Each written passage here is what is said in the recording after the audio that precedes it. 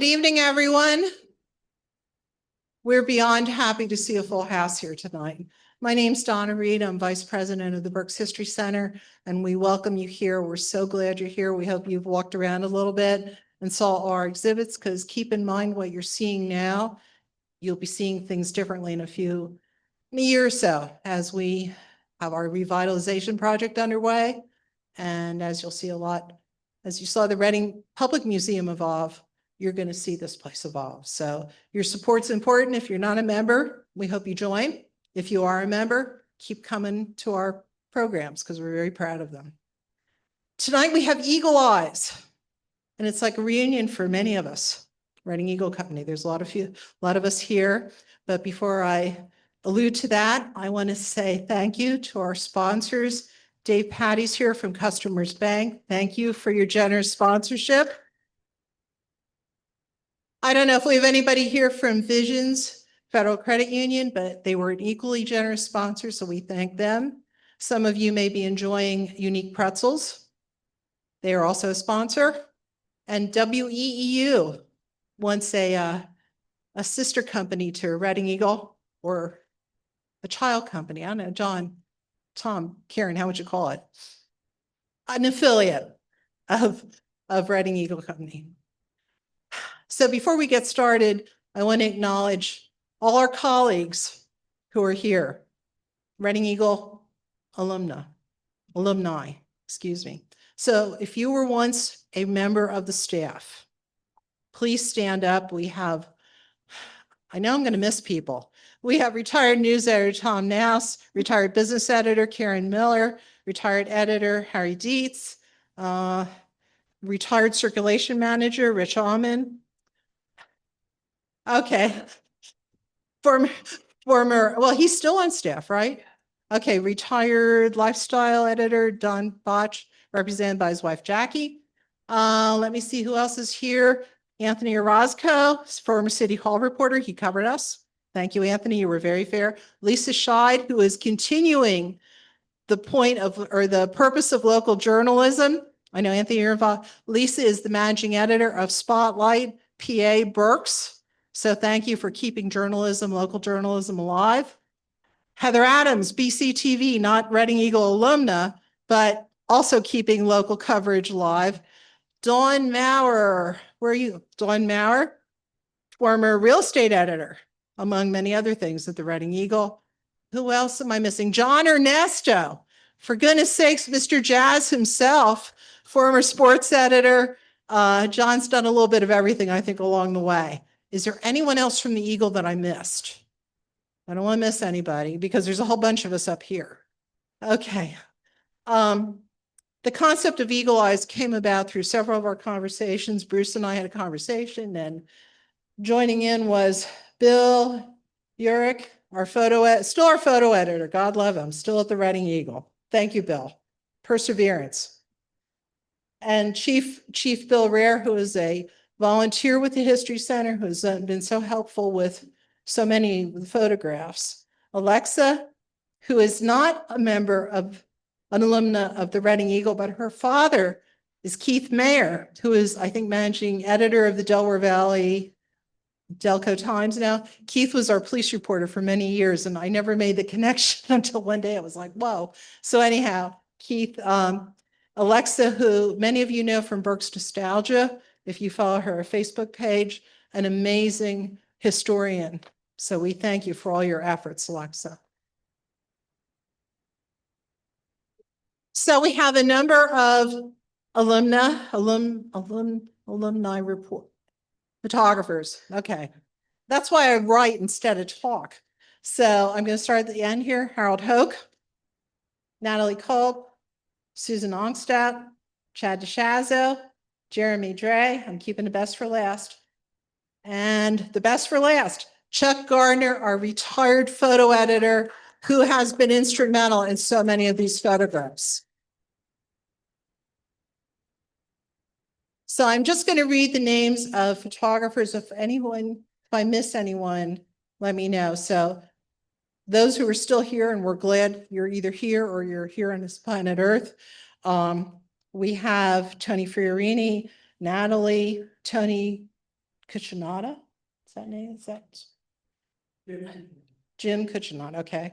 Ryan McFadden, Diane Staskowski, Ben Hasty, John Sekojis, who was also a former photo editor of the Historical Review of Berks County, Jeremy Dre, who's here, Chad DeShaza, who's here, Matt Sroka, Dan Devine, Denny Bender, Chuck Russo. If there's anybody missed, start yelling at me.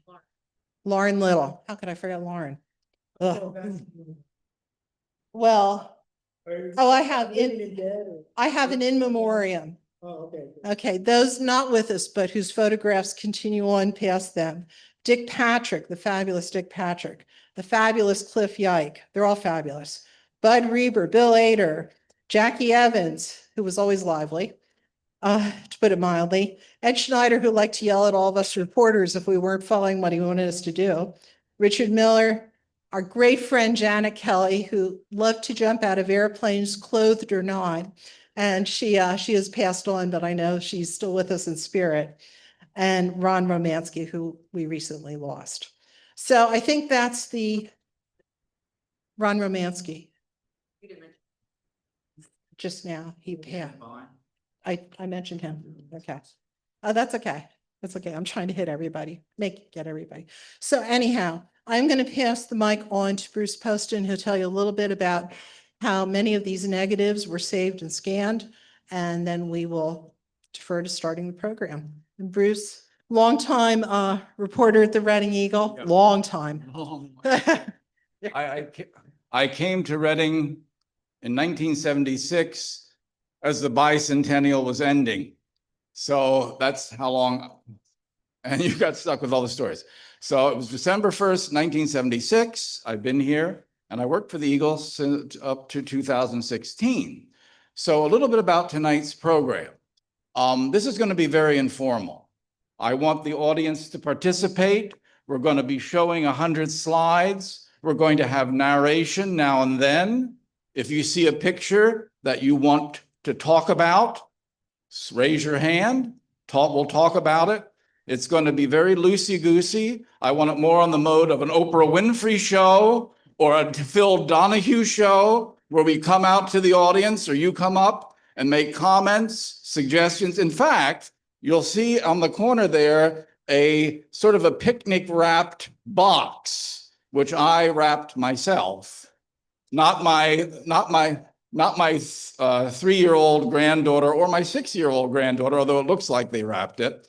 And there's a little tablet by it. And I'd like you to, if you have suggestions, comments, observations, criticisms, take a moment to write them in there, because this is just the beginning, I hope.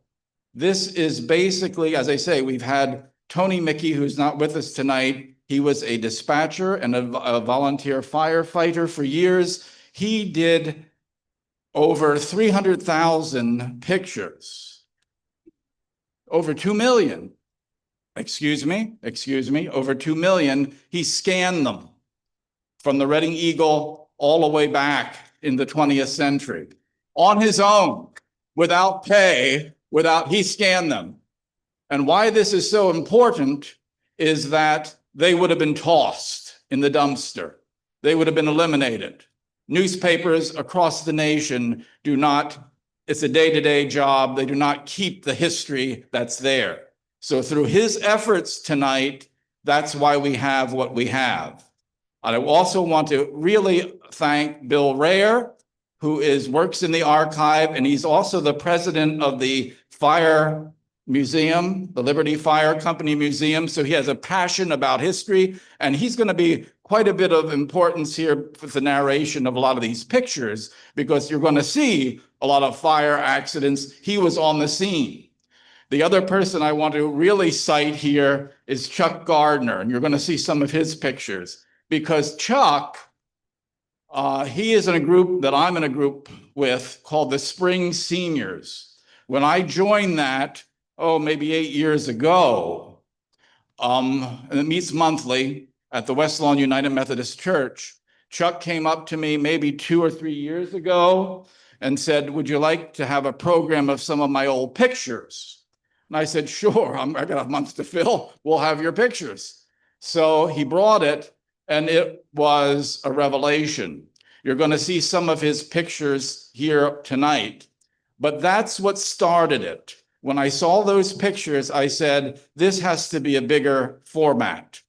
And that's when I went to Donna, who I know has a passion for history and her journalism, even though she's a politico now, she was a journalist at one time.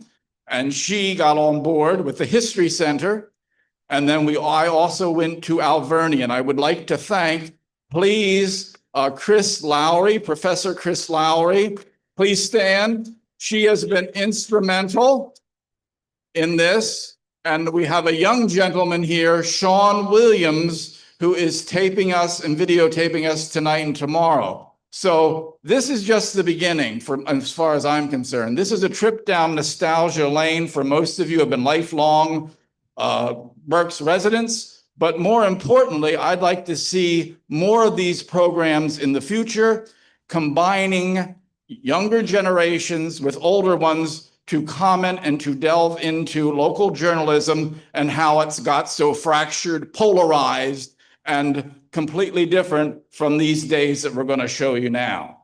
So I think there's a lot of opportunity here for history, the History Center, and the Alvernia University to combine, and any other outfit that we can find, media, to really delve into the recorded history of our times and what's going on now. So that's the real intent here. Enjoy tonight, but I would like I'd like some people in here to step up in the future and become a part of future programs. There's the suggestion box. Write your name, write your comment, your phone number, and we can get back in touch with you, because it's not just us, it's the people that are going to be involved in this as well to make it work. So that's the hope. We'll see how it works out, but that's the hope. So without further ado, I'm going to turn it over to Alexa, who's going to do the programming. We're going to turn our chairs around, and we will have some narration for the different themes. There's about 7 themes. And then from there, we'll have discussion throughout. Any questions, comments, observations? Okay, here we go. For generations, the newspaper was king of information. Their photographers captured the moment.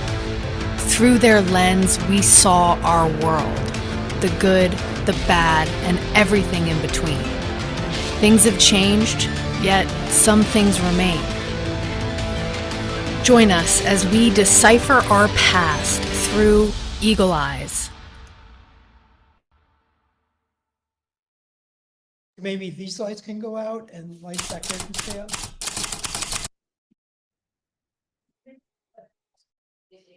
Oh, no, okay, I'm sorry. These were just pretty bright, but that's good then. Thank you. By the way, any panelist who wants to speak, grab this microphone from me. I won't be offended. I might be, but who cares? Harry Truman going in Reading. By the way, when you see these presidents who came to Reading to campaign, it should give you a clue of how important Reading was historically in presidential elections, when people came by motor car or train and came here. Talk about this one. Go ahead, Bill. Can you just pause this one? Bill Rare. I see Gus Yatrin there, second from the right. Who are the other people there? Do we John Kabaki on the left? We see him a little bit later, won't we? But I also, do we know these other 2 people there? Probably not. Oh, okay. But I just wanted to show, this was taken in front of Stichter's Hardware. Look at the people hanging out the windows. 60. This would have been 1960. And I just have to say, this would never happen again. This would never happen again. Because, maybe some of you remember when Obama campaigned at the Marvell Ranch. Lauren Little and I went out on the roof to get an overall shot because the street was kind of crowded. And the Secret Service, I thought, was going to shoot us, because we just opened the door because the Eagle building was right there to go on the roof, the front roof. And the Secret Service were like all over us, like, yeah. You should have been in Butler County. Yeah. So that's what's really interesting about these photographs of these presidential candidates coming. It was a time that will never be repeated. And so this is something that we can appreciate about this.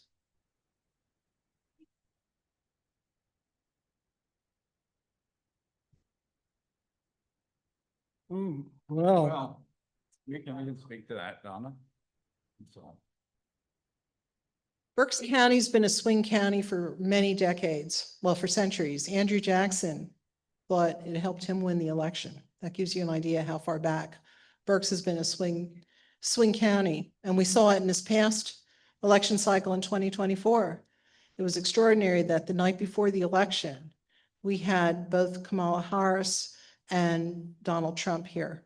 So Berks we're beyond the Philly collar counties, but we're purple one way or another, purple leaning red, purple leaning blue. But Berks has historically been an important swing county for Pennsylvania and hence electoral votes. If I can add to that, Donna, you think back to Berks County and Reading. Reading had the reputation and was in fact middle class. It was working class. They were voters you were reaching out to at the time. As Donna says, it was swing, but think of all the manufacturing and the businesses that existed in Reading. And I'm sure the older ones here would know AT&T, Carpenter Tech, Dana. I mean, go down the list. So it was a place, a bellwether in terms of a place where politicians would go because you're getting the middle class and you're getting the working class. And particularly Democrats would courting there. Yatrin, by the way, represented all of Berks County. It wasn't gerrymandered like it is now, where we have like 4 representatives, someone from Lehigh County, someone from Schuylkill County, someone from Chester County. We were carved up. But back then, Berks County had its own native representative. That's why it was an important bellwether county for its day, in my opinion. This is at Stevenson, 1952, or 1960, one of the two. it would have been either 52 or 56. Because it's at the outer station. Yeah, no, this is the outer station. I always have to, when you think about Adlai Stevenson, you always have to remember the photograph of the hole in his shoe. Does anybody remember that one? That was a big kind of thing that he was photographed, and he had a big hole in his shoe on stage. And so that would be something that would be real right now. Whereas back then it was kind of like, Nixon made several appearances in Berks County over the years. Right.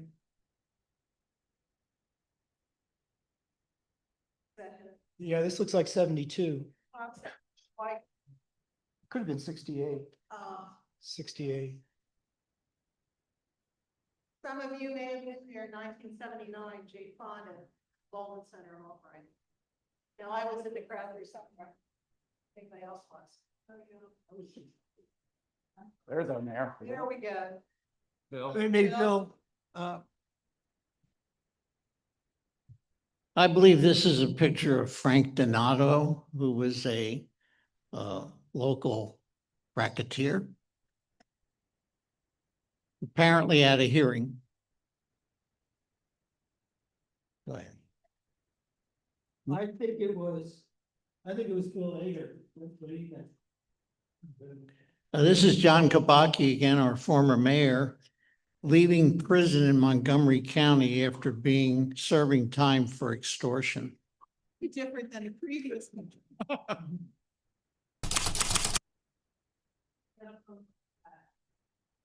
It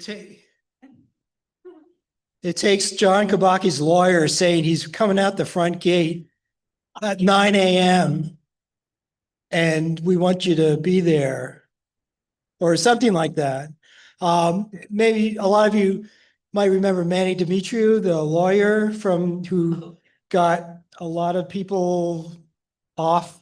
He always made sure that we got a photograph of him escorting his client into the courtroom or out of the courtroom because any publicity was good publicity for him.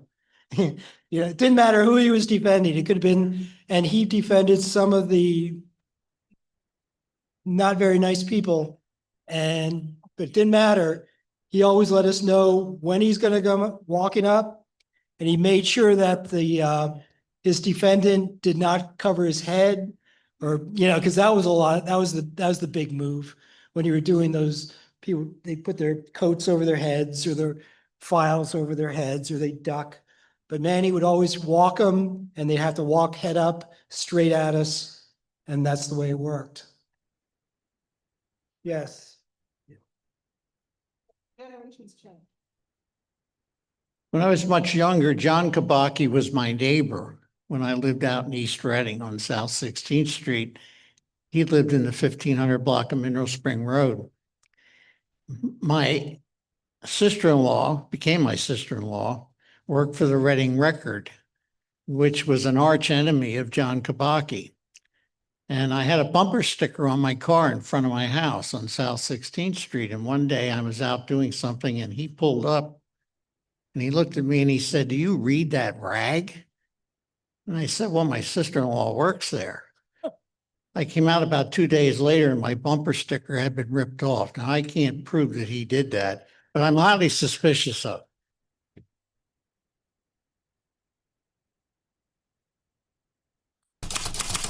Weather emergencies have always been a big event in Reading. And I like to say that I've lived through the 100-year flood and the 100-year snowstorm. On June 22nd of 1972, I was still a volunteer fireman. I wasn't a full-timer in the fire department yet, so my daytime job was at Carpenter Steel. And I worked out here in the research lab at Center Avenue and Union Street. Went to work that morning and it was raining hard and there was a prediction of flooding. And around 11 o'clock, somebody came around and said, "Hey, we're closing at 12 o'clock. Well, Carpenter Steel never closed for anything. And I couldn't imagine what the difference would be. So at 12 o'clock, when we closed, there used to be a fire station at the corner of Front and Exeter Street. So I thought, well, I'm going to go over there and see what all this fuss is about.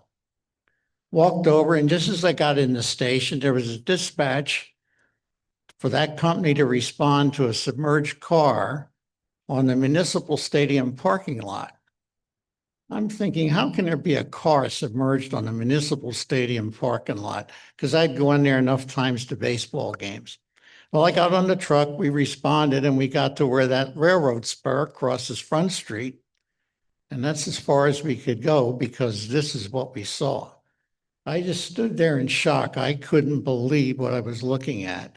Now I understood what all the fuss was about. And this wasn't actually the Schuylkill River backing up. This was runoff from as far as Bernhardt's Dam all the way down to the area of Carpenter Steel, where the storm runoff water is supposed to go underground and into the Schuylkill River. But it couldn't because of the runoff. It was blocked by the rising river. If you went about 4 blocks east of there, this was a scene at 5th and Richmond Street. And now you can see where all this water is coming from because that's Dunkin' Donuts. And it's coming down from 5th Street as well as across Heaster's Lane and out of Richmond Street, going behind Glidden's. And what people thought was submerged cars in the parking lot was actually drums of solvent that were floating down through the parking lot.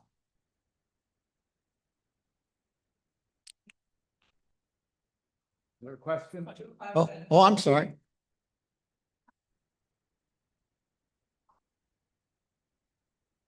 Yeah.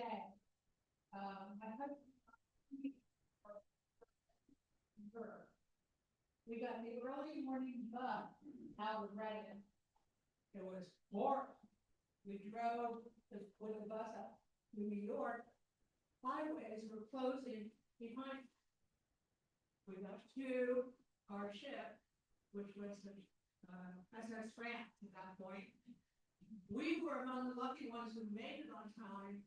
There were a few people who were brought out into the river on tugboats as we sailed out, climbing between on ladders and high heels and fancy suits, and their luggage being thrown in the hole as we sailed off. We never knew what happened in Reading until we got the little tiny newspaper from the ship, and they went, "Oh my gosh, they're Reading."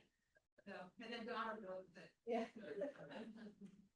Well, and besides the water going behind Glidden's and washing the drums down, this is the front of Glidden's on Burn Street near 3rd, where employees and residents who lived on Burn Street were being evacuated by boat. Now, of course, the Glidden building's not there anymore, but at one time, that was the largest paint manufacturing plant east of the Mississippi. Now it's gone, not because of the flood, because it closed. When I said I lived through the 100-year flood and the 100-year snowstorm, I think I may have witnessed the 100-year lowest price in gasoline, because 50 years later, gas is costing 8 times that much. But then who knows, with electric cars, maybe that'll change again. We don't know. This was Lancaster Avenue, New Holland Road. Now, it's strange to see a building burned down that's surrounded by water, but it happened in Birdsboro at Facera's Furniture Company. It actually burned down to the water line. Firemen couldn't get to it. Another scene taken from Birdsboro with the flooding.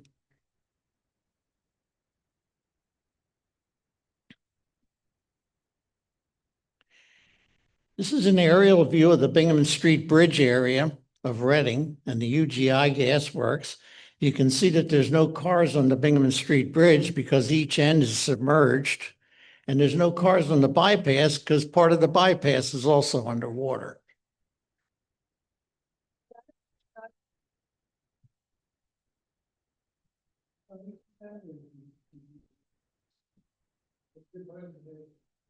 Can I have the microphone real quick for Chuck? Yeah.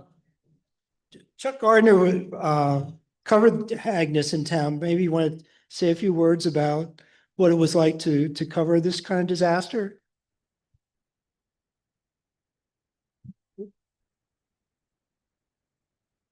Well, we, as a family, came into this through the back door. We had been camping upstate and came, left in the pouring down rain and had the pouring down rain all the way home. And we were able to get to our house.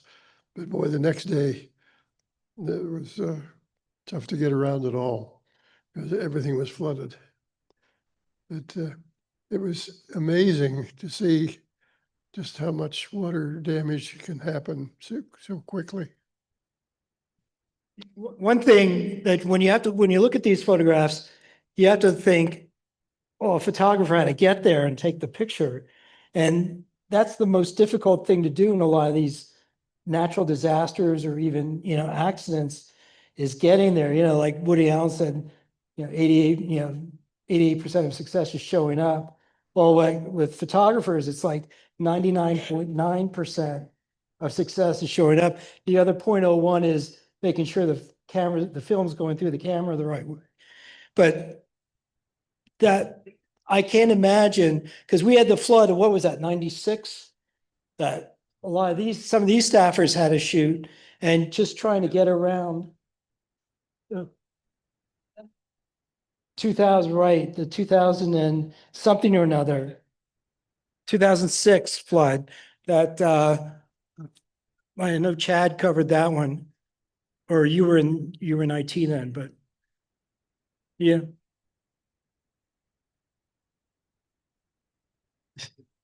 Yeah, there's that one photo from the Penn Street Bridge. I don't know if you recall or not, looking towards Rack, there's just one car in the parking lot underwater. That was Chad's. So that's the story behind that famous picture, because everybody went, I wonder who got the car parked in the flood. Statistically, 7 inches of rain fell between 8 a.m. on the 22nd and 8 a.m. on the 23rd. And the Schuylkill River flood stage at the Penn Street Bridge is a little over 13 feet. It crested at 31.5 feet. And that eclipsed the great flood of 1850 by about 6 inches. Tremendous. This is Mayor Eugene Shirk looking at the flood damage down near the Penn Street Bridge where that telephone pole has been snapped into 3 pieces. This is the 300 block, the River Road looking from the Buttonwood Street Bridge, which at one point was the only bridge open out of Reading.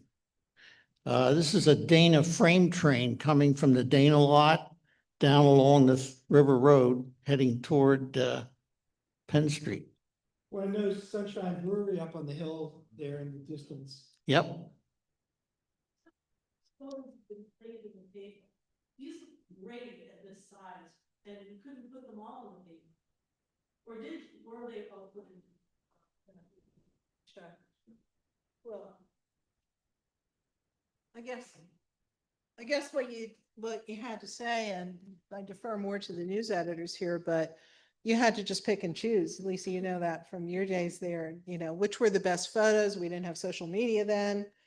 And ultimately, Reading Eagle did do a book on Agnes. I think it was, I forget what year that was. The River Rages. The River Rages. But, you look at some of these and now you would be able to, how many would you be able to get on social media as well as in print, digital? Bill, you have a better idea about that. Yeah, well, there are a lot of picture pages. There with something like this, you kind of devoted pages to pages of photographs, and there were 2 newspapers. There was the Times and the Eagle. So, and that was another thing, was how the Times and the Eagle sort of were split and then merged, and then, yeah, the Times and the Eagle were in the same building and they were competitors. And so a lot of times an Eagle photographer would be at a sporting event and a Times photographer would be at the same sporting event. And that's the way that worked out until those were the days when the paper was making a lot of money.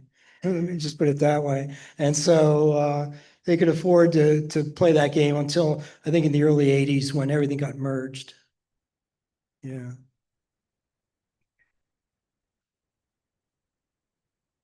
Picture of the Cross Keys Bridge, most of which was washed away.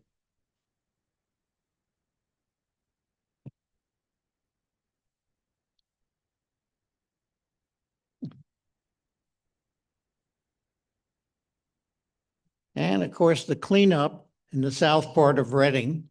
This is the 400 block of South 4th Street, just before you got to the Bingham Street Bridge, and you have an idea of the amount of debris that was created by all the flooding.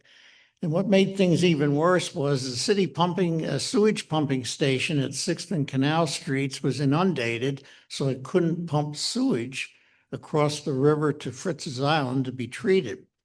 So for the people who lived in South Reading, not only were they getting flooded, they also had sewage coming up in their basements. A real mess. Well, from flooding, we go to blizzards. And here's a rather unique picture of something that most of us never saw, but this was late 40s, early 50s. This was a sweeper that cleaned the trolley tracks in Reading so that the trolleys could keep running.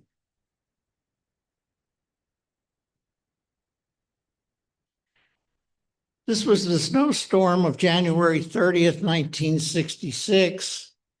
This was 18 inches of snow, which was pretty much, as I recall, was right around the election time when I think Kennedy was being elected or inaugurated. Yes. Yes, yes.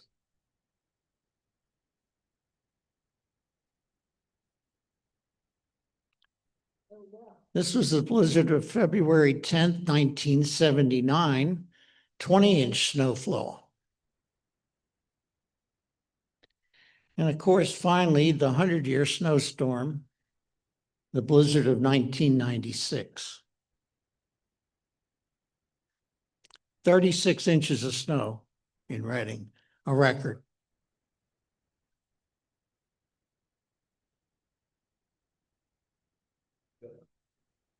To Kutztown. 222 in Kutztown? Okay, I'm not sure where that was. So she said 222.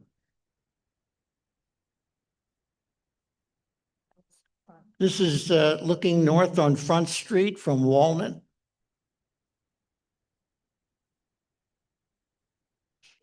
Not sure where that was, but very innovative.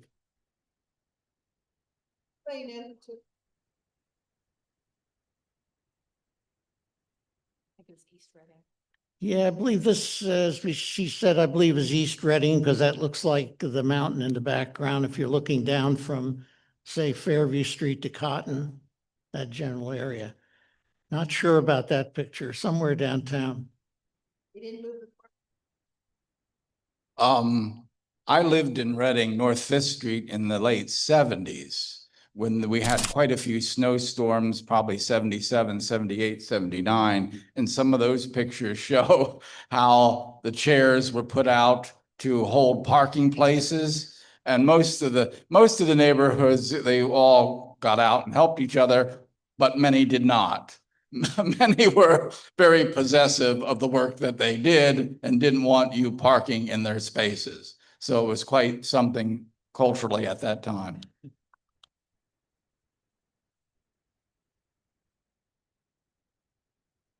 Well, now we go to my favorite subject, fires.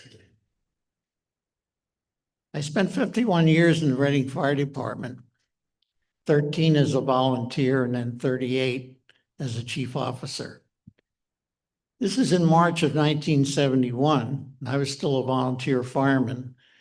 This is probably one of the biggest fires in Reading in a number of years. It was the former Penn Hardware at Water and Spruce Streets. This was a 6-story warehouse type structure. It had some occupancy, but most of it was vacant. And the fire apparently was set and burned the building to the ground. This is now about where Penske is.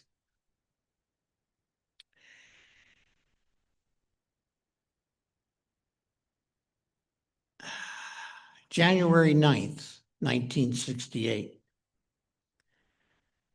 A city work crew, at that time, the Water Bureau was part of the city. It was not an independent authority. So Water Bureau employees were city employees.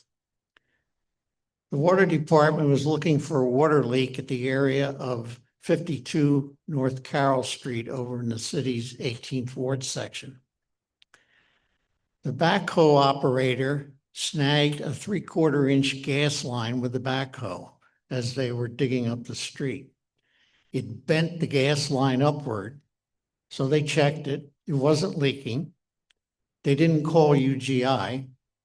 And what they didn't know was that 13 feet away underground from them snagging that line, it separated a coupling in front of 49 and 51 North Carroll Street, which was a double home. About shortly after 11 o'clock, Robert Geiser, who lived at 51 North Carroll, called UGI and said he smelled gas. Now, at that time, the dispatcher was at Morgantown Road at UGI. And as he hung up the phone, he felt the building shake, and he heard the boom.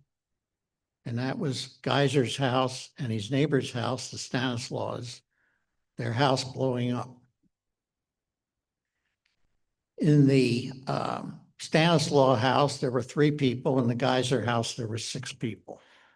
All 9 of them were killed.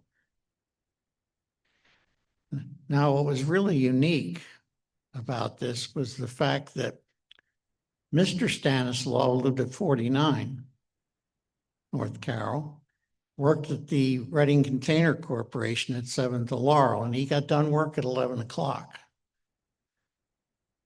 He noticed the air pressure in one of his tires was low, so he stopped at the gas station on Lancaster Avenue, about a block from his home. Put air in the tire, got back in the car, started down the street, and saw his house blow up. It was a very traumatic event. I responded to the calls of volunteer firemen, and I remember talking to Deputy Chief Battistini when I got to the scene, and he said to me, I believe we have 9 people in there buried, but we can't get to them. And that's the way it panned out. One of the things I always feared as a fire department employee were gas leaks, because there's 2 very dangerous times during gas leaks. The explosive range of natural gas, the air, is 4 to 14%, 4% gas to 14% gas in the air. Below 4%, it's too lean to burn. Above 14%, it's too rich to burn. In every gas leak, there are 2 times when that critical period occurs. First time is when the gas is leaking and building up. The second time is after we get there, the gas leak is stopped, but we have to ventilate or air out the property. And when you're doing that, you come back through that 4 to 14% range again, and that's when bad things happen.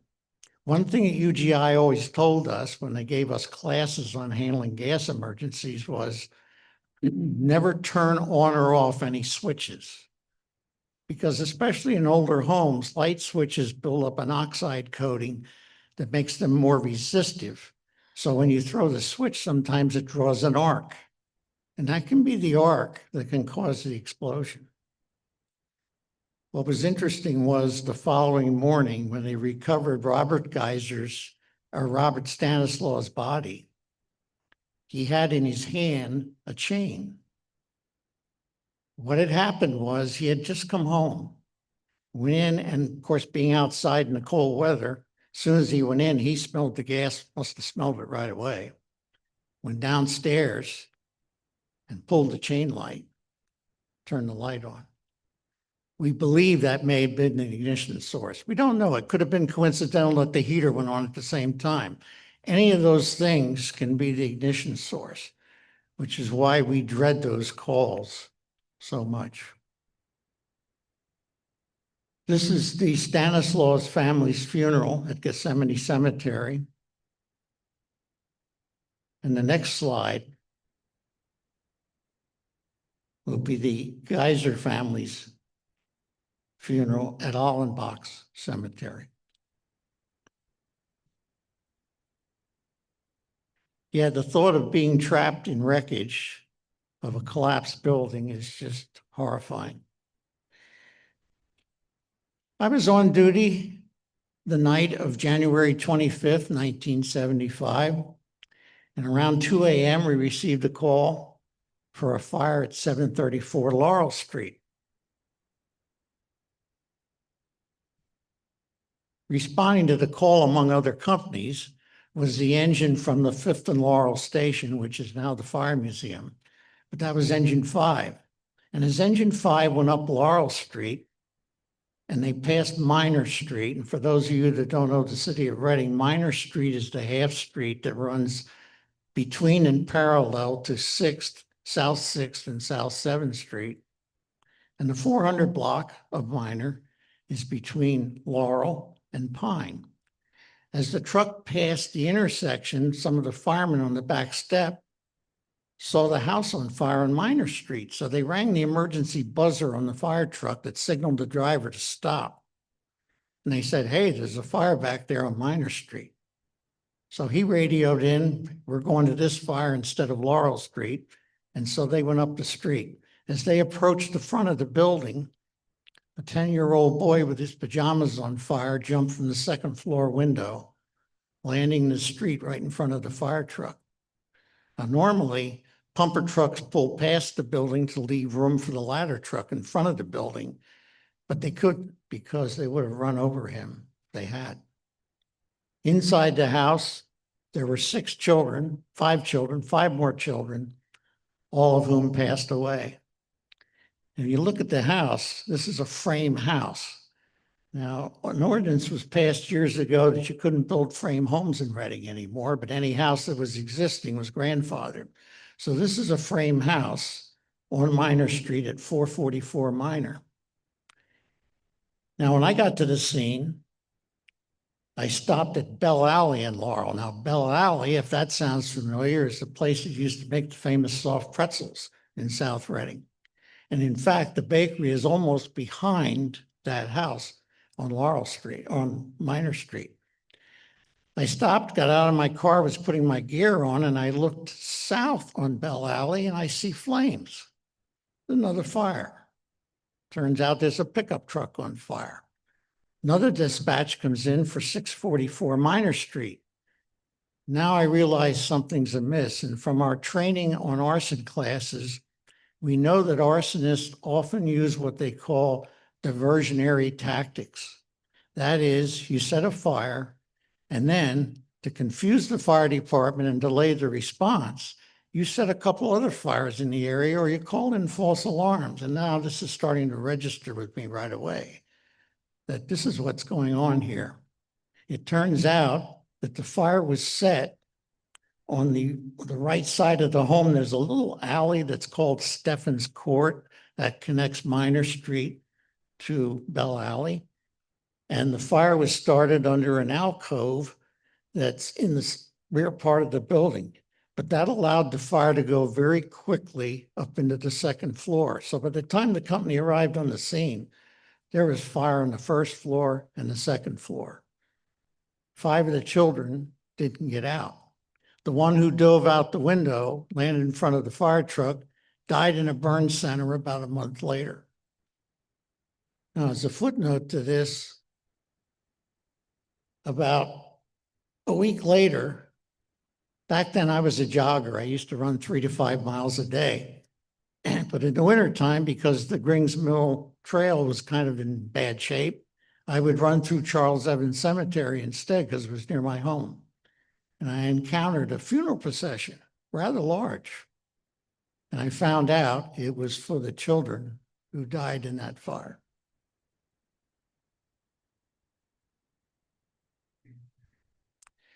No one ever was able to find out who set the fire.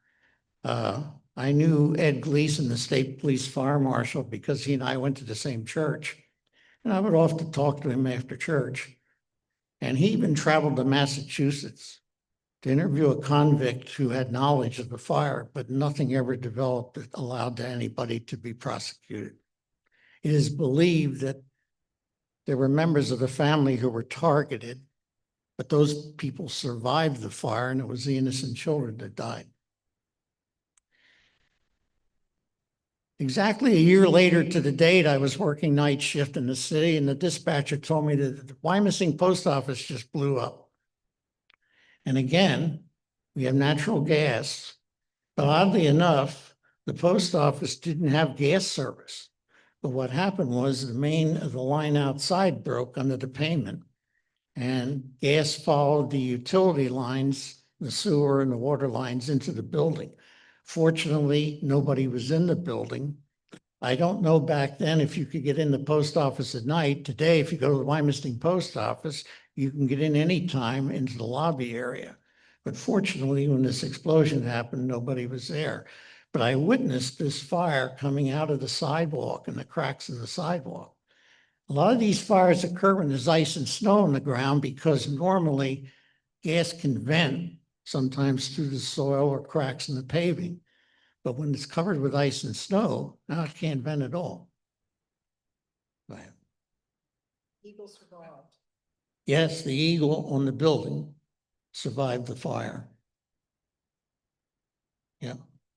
But here's the devastation that occurred. Of course, the new post office is built in the same site, but this is what the debris field looked like after the explosion. January 28, 1985, we had a fire at the YMCA in downtown Reading. We did a program here on this fire about 2 months ago. But this was the first fire in which a city volunteer fireman was killed in 50 years. This is a scene on Reed Street, on the Reed Street side of the building. This is Donald Jacobs, the young volunteer fireman who was killed in the process of evacuating 3 other tenants for Hawaii. The 3 tenants were also killed when it flashed over. The lobby completely burned, and they were just exiting the stair tower into the lobby.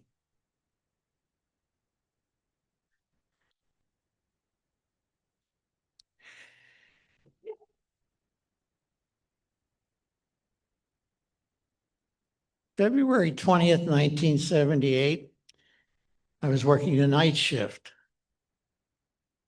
And our night shifts in the fire department were 14 hours. We started at 6 at night and we worked till late the next morning. And particularly during the 1970s, as you can see, the 1970s winters were notorious for being cold and snowy. The night of February 20th was no exception. And the first stop on my tour of duty was right over here at the fire station in McKnight and Spring Street. And while I was there was a broadcast for a fire at the outer station. So I continued over 6th Street, right past here, to Spring Street. And as I turned on the 6th, if you're familiar with the area, you have a panoramic view of everything south of 6th and Spring. And I could see fire burning through about 5 windows of the boarded up outer station. And I knew with that much fire showing through boarded up windows, you've got a heck of a fire inside, and that's going to be the end of the outer station. We arrived on the scene. Want to go back to that first slide? When I got to the scene, the first fire engine was trying to get up the driveway from 6th Street, but the tires were spinning with chains on because there was about 8 inches of ice and snow that had accumulated on the driveway because the building wasn't in use. So Conrail didn't plow the driveway. As luck would have it, there was a volunteer fireman there who ran a towing company. He was there with a tow truck that had a snow plow in the front of it. So he plowed a path up to the front of the building. I went around the back of the building where you see this picture, and I heard a rumble, and I looked up, and the famous clock tower on the outer station collapsed into the center of the burning building. Now, the outer station has fond memories for me. As a young boy in the late 40s and early 50s, my grandparents lived at 5th and Greenwich. And my grandfather, on a warm summer Sunday night when we were visiting, would walk over with me to the outer station because they only lived a couple blocks away. Because at 8 o'clock, 4 trains would leave the station at almost the same time. And that was something to witness. You had one train leaving one shed going west on the Lebanon Valley tracks. That was called the Queen of the Valley, was the name of the train. There was another train called the King Coal that would leave the other shed and head north toward Pottsville in the coal regions. And then behind the station, about where this picture was taken, was the long train shed where 2 trains would face each other with a switch in between. When it was time to leave, the control tower would throw the switch, and one train would go around the other and head north toward Jersey City and New York City. And the other train, after he cleared, they'd throw the switch and he'd head south to Franklin Street and then on to Philadelphia. When all 4 trains were being pulled by steam engines, that was really something to see. Now I'm standing in this same spot, facing this building 40 years later, watching it burn. Quite a different feeling.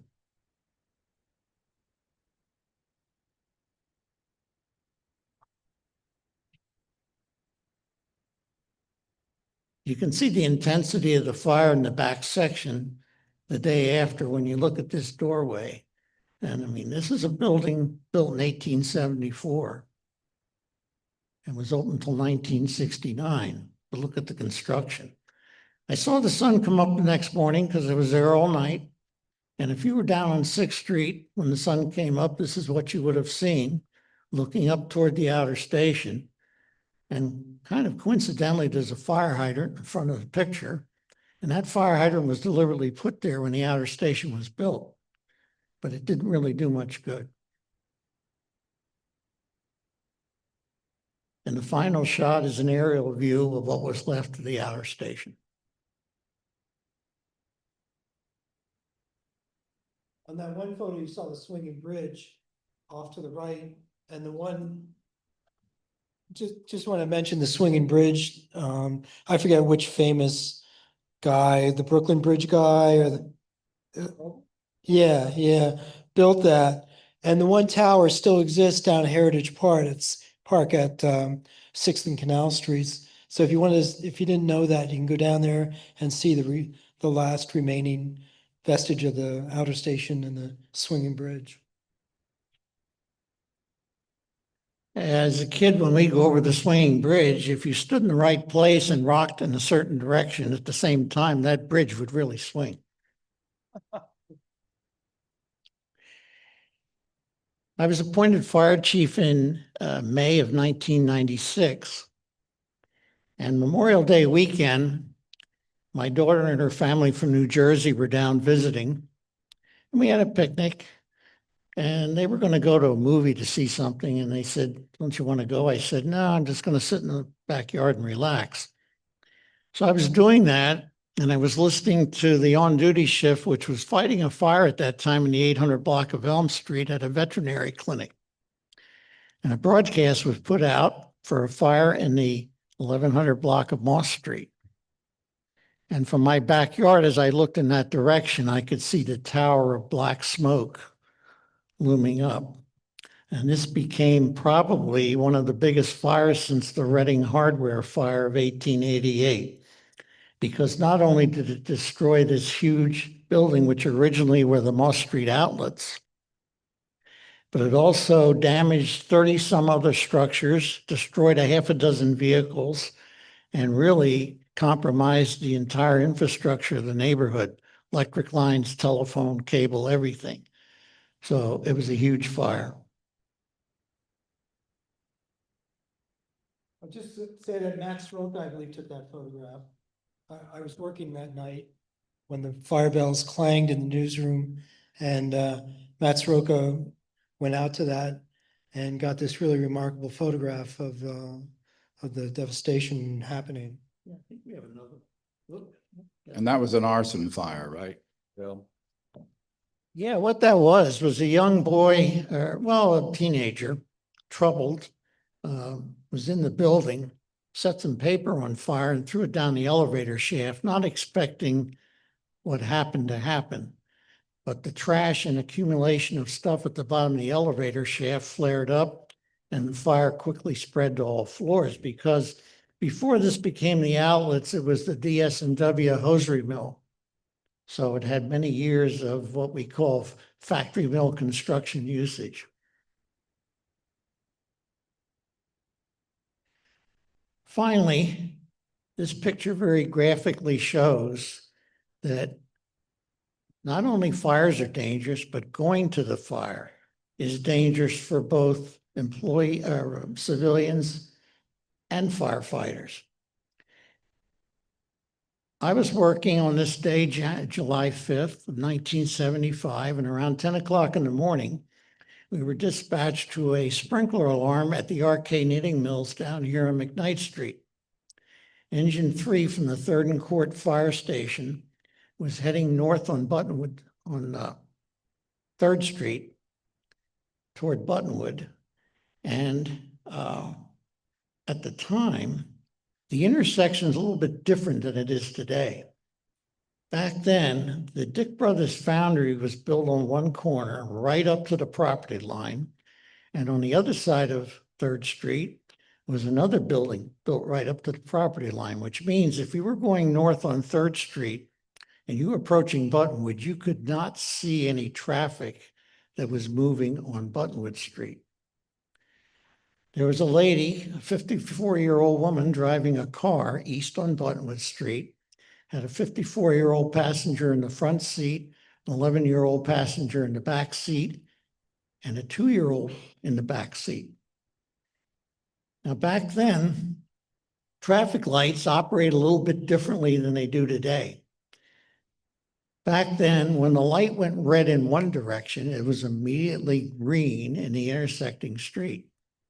Today, there's about a 2 or 3 section delay where the lights are red in all 4 directions. I don't think that would have made a difference here, but you never know. At any rate, the woman coming over Buttonwood Street, as she approached, the light was starting to change, but she was distracted by somebody she saw walking on the street. So she started blowing her horn and waving, and this is testimony that came later on. And by the time she entered the intersection, it was red. The fire truck, which was coming out 3rd Street, originally was slowing down because the light was red, but it went green. So he stepped on the gas and he broadsided the car in the middle of the intersection. The passenger in the front seat of the car and the 11-year-old girl in the back seat of the car were killed on impact. The 2 vehicles slid across the intersection and into a telephone pole on the northeast corner, which really the car just wrapped around. Now, we had to extricate the 2-year-old and the 11-year-old's body from the car, and we didn't have the jaws of life, so this is all done manually with hand tools and saws.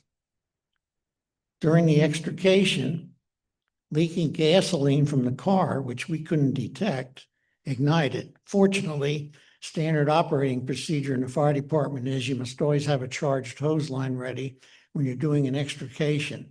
And that paid off because the fire was extinguished in a matter of seconds. But it's still very disconcerting to rescuers to have that happen when you're in the middle of an extrication. Can I just make a comment here? I just want to comment about covering scenes like this and how it's changed. Especially when we look at the flames coming up from the sidewalk at the Wyomissing post office. The advent of crime scene tape shut down access to pretty much everything with this. That happened during the middle of my career, probably the mid-90s, I think was when crime scene tape really started. And you can see, press had access, but in something like this, there are a lot of civilians just hanging around too, looking on, walking up, and the police would keep them back. But now you go to a scene and 3 blocks around the scene is sealed with crime scene tape and you can't go through. So, there's kind of like a philosophical thing about this. Do people really want to see crime scenes? Do we really want to see these kinds of photographs in the newspaper? Is this something? Yes, maybe we do. I mean, that's the thing that most people, that still gets the most clicks of any Reading Eagle stories now online. The stories of fires, accidents, crimes get the most clicks. It's what people want to see. And so, but nowadays, access to these sites, I mean, the photo that Matt Sroka got of the fire scene at that outlet, I mean, he was relatively close to that. And nowadays, we wouldn't have access to something like that. We'd be shooting it from across town, from a hill or something. So that's the way those types of journalistic things have changed over the years. And reporters used to be able to go and talk to a lieutenant or a captain on the scene or a police officer. Now they go, I can't say anything, and then they'll shuffle you through whoever the public information person is for the thing. Unless you got there fast, because there were got there fast. There were plenty of times I usually worked second shift, either 2 to 10, 3 to 11, 4 to midnight. And if something came over the radio and I got out there quick enough, I was sometimes right on top of things, especially in the city where there were many alleys and different walkways between the houses and stuff. Could definitely get back to where the scene was happening. But especially there's one, I'm not sure if it made the presentation, but there was a fire down on South Route 10 and just the time of night, super easy to get to.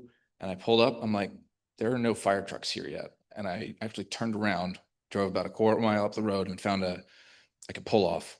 And then I walked down, and then 3 trucks came up past me. And that's when everything went up and I was right on time. I think we will see Jeremy's picture later on, because that's with the contemporary shots. He had a great shot of a fire, what he's talking about.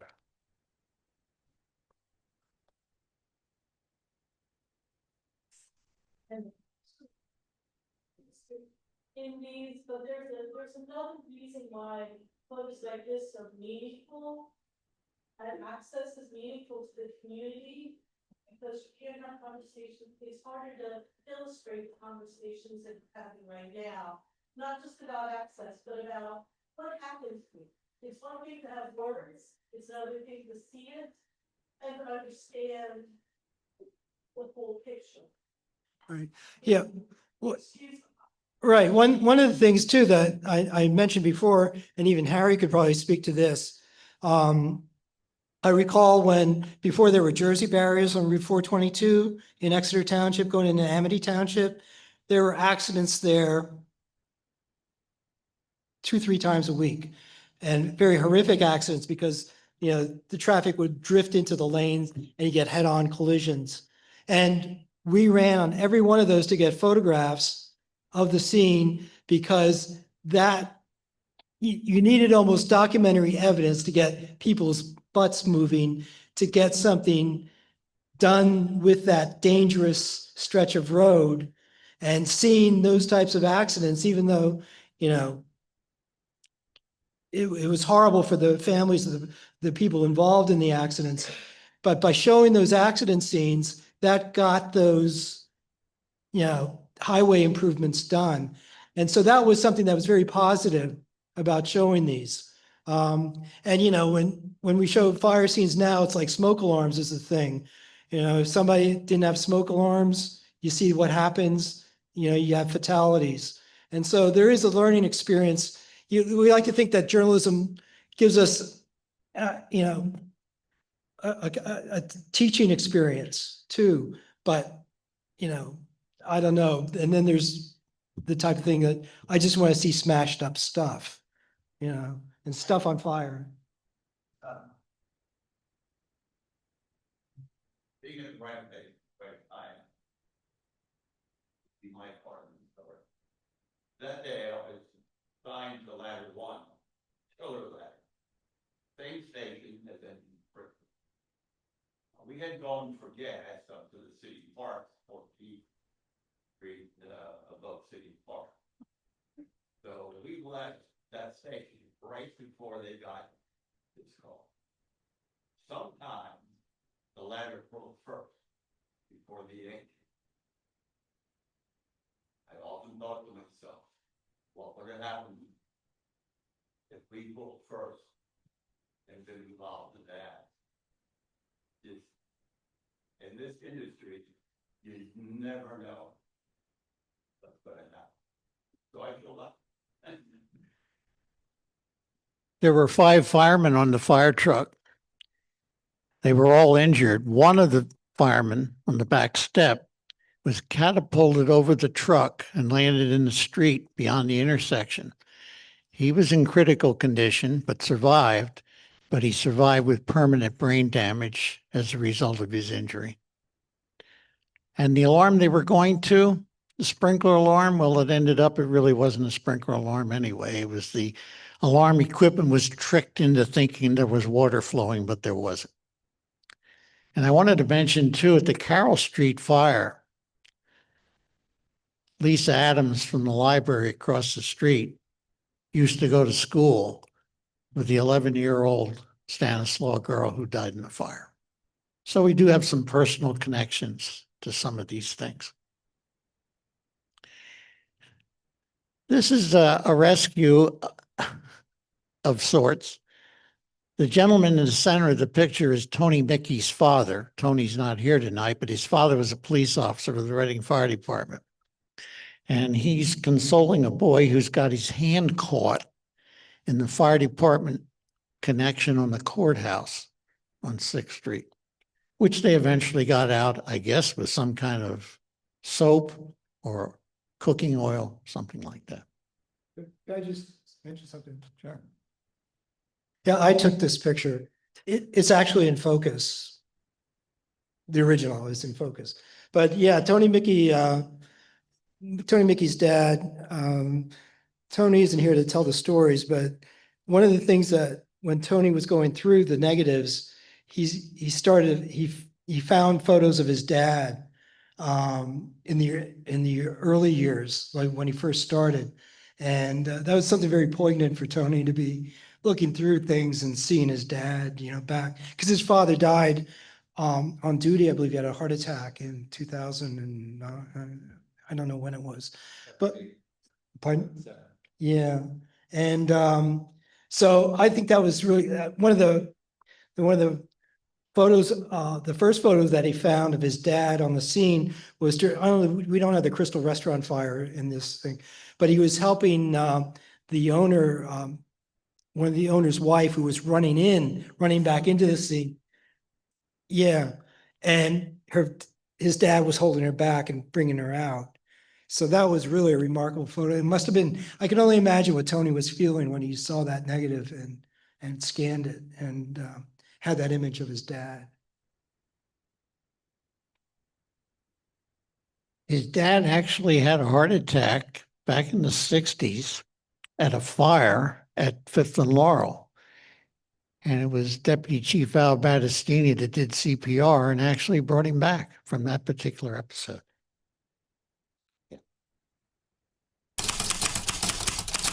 Let's talk about Penn Street. Now to an more upbeat topic, holidays. Goes back towards. Well, yeah, the Penn Street used to be the place to go as far as the decorations. You see the Pomeroys and Whitners and all the stores downtown. So it became, there you have a slice of what Reading used to be, and it used to be the destination before the shopping centers and the malls and everything that we are familiar with since, I'll say, 1970s, 80s. So it was a very vibrant city at that time. Can I just make a comment about this photograph too? Sorry. For those of you who don't know, those light streaks, this was a time exposure. So those light streaks are cars that are with their headlights going down the street. So you can't see them. They're kind of ghostly cars, but those are headlights probably coming or taillights going away from the scene, and you just don't see the cars because it's a time exposure and the cars are moving.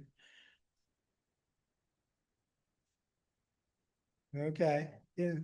See the good up here. That's the ones. One of the more popular thing, I've been to a few of these photo shows. There was a fella, Shalter, Jonathan Shalter, he used to work for AT&T, but he had different pictures. He was an independent guy, just took pictures, but he had some great shots of downtown Reading at holiday time. So that was something he did, and I think others have done that, and it never fails to stoke the nostalgia of the city during those days. That's a very popular topic. The dreaded star filter. When in doubt, put on the star filter. The other thing people used to like, not just the downtown, but the old movie palaces down in Reading, that was always a big hit. We have some of the destruction of them in a later segment, but that was always a big hit too, that tapped into people's cultural feelings.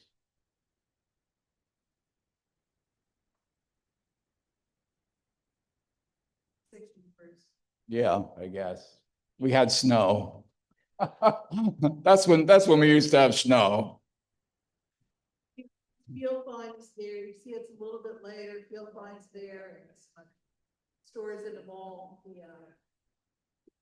You'll notice too, for a lot of these weather shots, it was the old, oh, we got to get a weather shot. So you walk out of the building a half a block and take a picture and walk back into the building. So you weren't out in the weather too long. That's when our photographers really were working. Hey, we got to the building at least in these blizzards, so.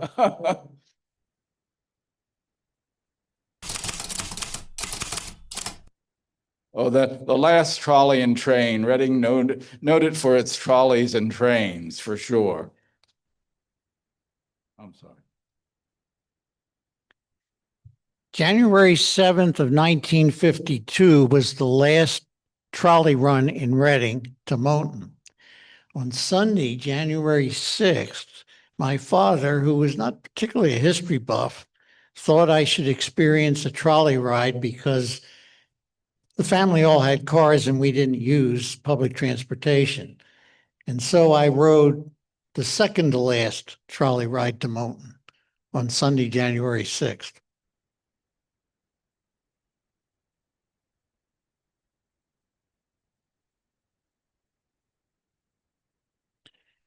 That's the trolley coming through Shillington, and that's a thing called a turnabout or a roundabout. It allowed trolleys to pass each other on a single track system. Okay, Don. Here we go. I don't know how many of you may have been there that day, but this was July, I believe, of 1981. And this was the last train leaving Reading. June 30th. June 30th. I was close. June 30th, 1981. A bunch of us are in there somewhere because I know we went over from the Eagle to see that piece of history and shake our heads along with many other people. So that's what we now know as Saucony Creek, the brewery, and hopefully soon to be again, and I say soon, think 5 to 10 years, passenger rail. It's going to take a little longer. You're seeing the billboards now, but till we get it all financed, it's going to take some time. But that was very sad. I think a lot of us were really very sad to see that train to Philadelphia stop, waving goodbye more or less. And we look forward to having public transportation around here again.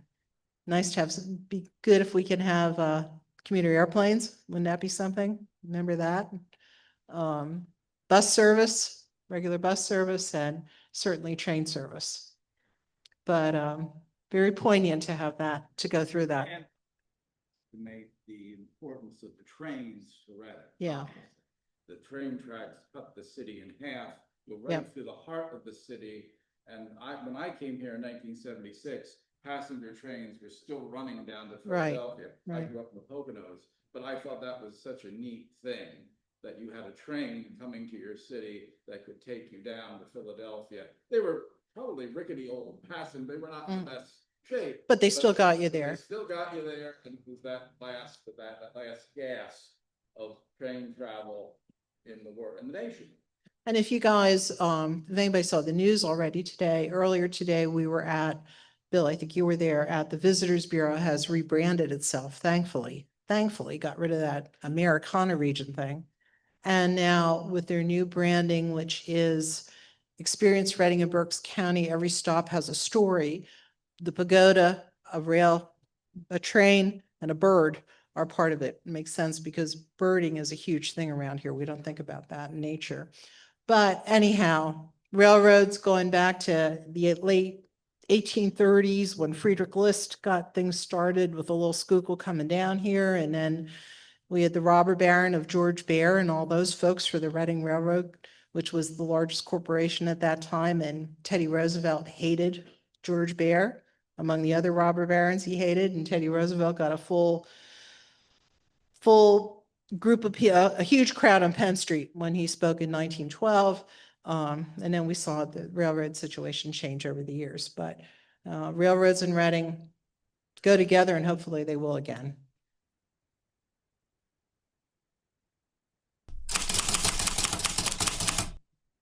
And who remembers the Park Theater? Daniel Boone Hotel. That was quite the thing in the 1000 block of Penn Street. Correct, Chief? 1000 block of Penn Street? Park Theater had quite a reputation, so there you go. These kind of things down in the center of Reading, Fifth and Penn, the center part of the city, There was a group called Model Cities in the late 60s, early 70s. Shame, shame, shame on those people. A lot of people got rich through federal funding, tore down beautiful buildings in the downtown. Our parents' generation were beside themselves about it because they had experienced those buildings and that was part of their lives. Kroll and Keck, I mean, these beautiful, beautiful buildings. And federal funds came in. Lots of people made decisions that were abhorrent now in retrospect. And that's why you see parking lots that had sat there for 30 years now, the DoubleTree. It took forever to get those areas redeveloped, and we still have issues with that, but We got to see a show in the Astor before. yes. Donna dragged us. Barry Manilow. Barry Manilow. Had to see Barry Manilow. He was singing in the Astor. Yeah. Late 70s. Late 70s, yeah. So Barry Manilow, which my poor husband doesn't want to hear in our house, but he was one of the artists who, or musicians, who played in the Astor and then also played in the arena. So we gave him a commendation and he didn't want anything to do with any of us from the city. He didn't want to meet us. He didn't want to talk to us. He just wanted to perform and get out of town. So that sort of, my fandom of Barry Manilow sort of went down a drain after that.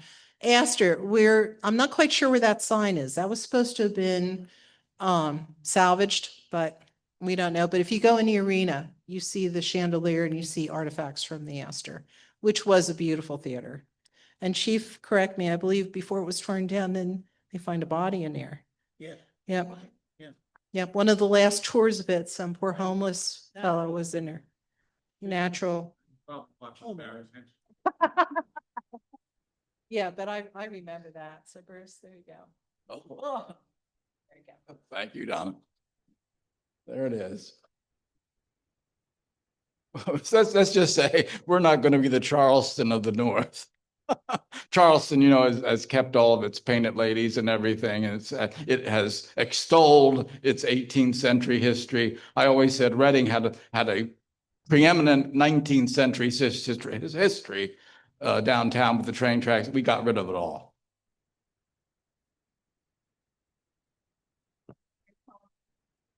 Was fun. Yeah. Look at how beautiful the old section of bay windows, all sorts of things. And there's Whitner's. Many a time we would go down to Whitner's, was a garden room, the tea room in the basement, and Pomeroy's had its basement luncheonette. So we would go there for those of us who worked on the Eagle because we were working the day shift. So yeah, those places you'd go to. Works.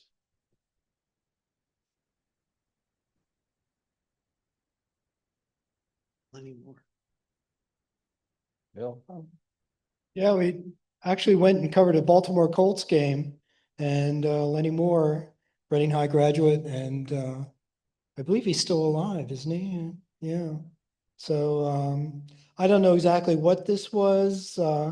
He must have been presented with a golf clubs or something because they're there in the foreground. But yeah, that's one of the all-time Reading great athletes.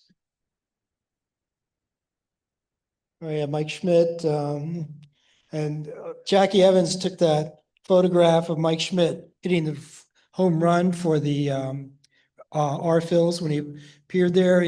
That was his first home run, and you see that picture out at the stadium. When you go in, you see Mike Schmidt crossing the plate. Jackie Evans took that picture, I believe, and yeah. And Mike Schmidt coming back. I think this was this for Pete Rose or some, it's one of those things. 89. Okay. And Stu Jackson and Jim Gano, Reading High. The dream deferred until just several years ago when Reading High won the championship. Stu Jackson playing, and this is during the district playoffs, and I guess this is down in Hershey in the arena in Hershey. what? Oh, I don't know. I thought it was down at Hershey. I thought it was, yeah, I thought it was the farm show. I think they played the final in the farm show, the state final. And districts, I think was probably down there where the Bears play. I forget what the name of the, Bill said Hershey and, what did you say, Bill? Oh, it says Liberty Freedom. 73. right.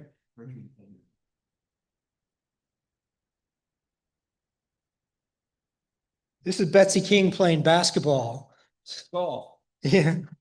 Yeah. So, yeah, Tony Mickey found this, and he was surprised because he didn't know Betsy King, played multiple sports. And here she is with Jack Nicklaus and Henry Poe from the Reading Country Club. This was over at the one up in Heidelberg, I believe. There was some sort of event there. And so Betsy King was the young golfer, the local girl, so she got in the picture too. Oh, gosh. how many families went out to that? Right, right. Reading Fairground Racing. Did anyone live out there and listen to that? Hey, Bill, do you know who these guys are? Yeah. Oh, here you go, Bill. Al Sparry on the right. Bill, you want to repeat that? On the left is Lindy Vicari. On the right is Al Gaspari. And the name of the person in the center escapes me at the moment, but they were involved in the stock car races. Very popular place for Readingites and Berks Countyites to go.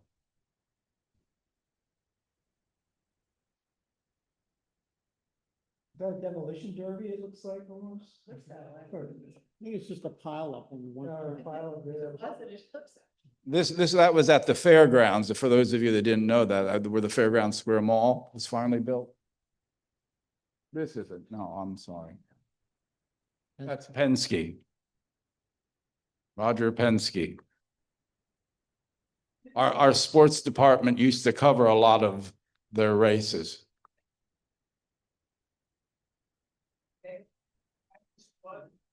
That was the groundbreaking for the hotel. Groundbreaking for the hotel, which is now RAC, the Holiday Inn.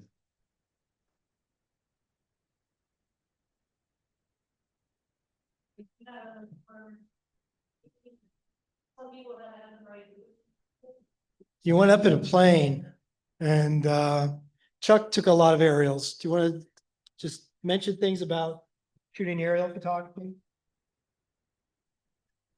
Well, yes, first thing is get an airplane and a good pilot. The taking pictures out of an airplane is a little different than on the ground. And one of the first things you learn is never lean against the airplane. Because the vibration there, you're not going to get any sharp pictures. And but I did a lot of aerial photography in the Navy, and with big heavy cameras, and we'd be hanging virtually out of the plane to shoot some of the pictures we did take. But it all worked out. Yeah, Chuck took a lot, Ed Schneider took a lot, and I went up one time. One time. Yeah, It was a top wing Cessna with no doors, and I had to be seatbelted in, and he tilted the airplane, and went around the scene. So it was like there was nothing there between me and 500 feet or 800 feet to the ground. So I don't recall because I was traumatized. But yeah, and the guy, the pilot, you talked about the pilot, this was an old guy. I mean, he was an old guy who took me up. I kept thinking, oh, when's that going to happen? When I'm up there. The other time I went up was in a Penske helicopter up in Nazareth to take aerials of the Nazareth Speedway that Penske just bought. And all I could do was, you see those wires. You see those, I kept going to the guy, you see there are wires there. There are wires over here. He just took me right back down. I tried to stay away from airplanes because I'm not great, but I do remember, I don't know if Chuck remembers this, for some feature, because I was a feature writer, I didn't cover all the fires and all the tragedies that you've just seen, mostly features, but there was some feature I had to cover in a little plane, looked like one of those paper airplanes, and you were the photographer that took me to it in Morgantown. Do you remember what that was about? I don't know, but we went down to Morgantown and you had me up in this plane for some type of feature thing. That might have been the last time I did that, but do you remember that, Chuck? I don't think you probably do. I think that was, it had a rotary on top. Oh, yeah. Yeah, it was a kind of a converted best, not a very nice airplane, but it had an engine in it that didn't pull the plane, it pushed it. And then above you, you had like helicopter blades. And so you had going fast enough that the blade's spinning fast enough, you get lift. And they're lots of fun. I could tell you one quick flying story. We were going up to Kutztown. There was a gentleman up there, had just turned 80. And he was celebrating by going up a series of flights. And he took me up in the plane, no, he's 80 years old. I'm 80 years old now too. So anyhow, we're out there flying along, and as a matter of conversation, I said, oh no, we were in a glider. And they pulled us up in a glider. And I asked him, he's flying and he's doing a good job. And I said, have you ever had a propelled, an airplane with an engine, that to pull you through the air? Do you have a license for an engine? And he said, well, yeah, but they took it away from me. And he said, I have a heart condition. So here we are gliding along in his glider. And okay, I'm looking at that. There's a cornfield. I could put it down there.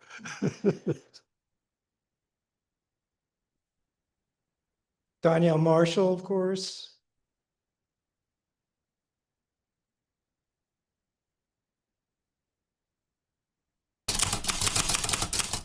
Let me just say, this is my favorite picture in the whole bunch. And I will tell you why. Because, well, this was taken in 1964. Bud Reber took this photograph in 1964 in West Reading. And I can imagine an editor, we need a weather picture, and it's foggy. And this is the best picture of fog, of a guy lighting a cigarette in the fog. This is very film noir. I think Bud, I think Susan got a photo in the fog of the Penn Street Bridge one time. And that was a good shot too. But yeah, that happens a lot. But just, that is just one of the greatest weather shots, because to get a fog picture, it just, there's cognitive dissonance, because you can't photograph fog because it's gonna look like blank. But he got it. And a guy smoking. I mean, I never see people lighting cigarettes anywhere. They're either outside already lit, but seems like all the time when I was a kid and everything, people would be stopping and doing that same thing against the wind, lighting a cigarette. And that gesture is lost, I think, to us now. So thankfully, I guess, That could be an advertisement for any film noir of the late 40s or the late or early 50s. And Bud Reber, that he took of all people, that he took, these are enterprise pictures. This requires some, and Bill can speak to this more as we go along, and you'll see a lot of them coming up. This requires a certain amount of creativity, a certain amount of a little slant. It's not news, it's not hard news. It is feature-ish for Bud, of course, like planes too, I believe, but he was that way.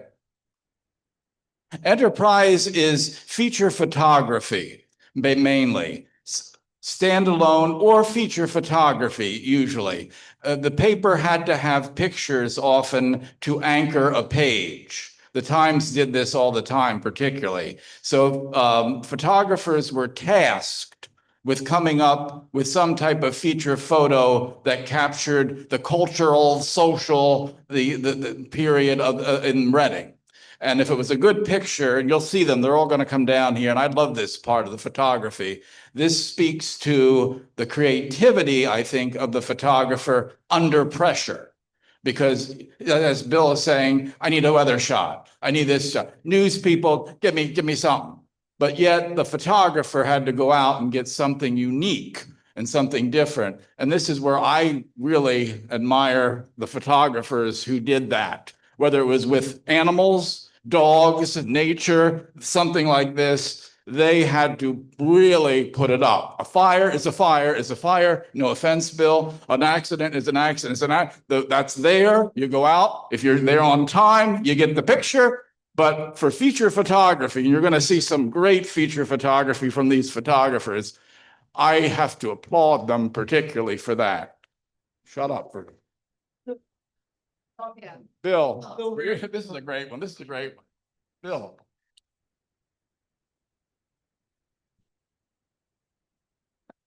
There was a movement for energy conservation in the 1970s. But President Nixon, I think. Well, anyway, it was to conserve energy. And so to conserve energy, the city did not light its Christmas tree on Penn Square, but look at all the lights around it. The wattage there everywhere else. Goes beyond the Charlie Brown tree, located at the same area. We keep the Christmas lights off, but boy, we power it up around it.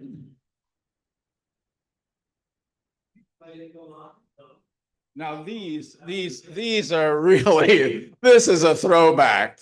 This was when they blew up the courthouse. They actually blew it up. Before terrorism, before AI, we had a photographer who was a master in the photo darkroom by the name of Cliff Yike.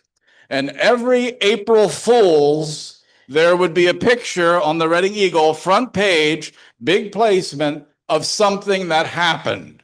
This was one of them that he showed on the front page of the paper. The courthouse blowing up. This is the Concorde landing at the airport.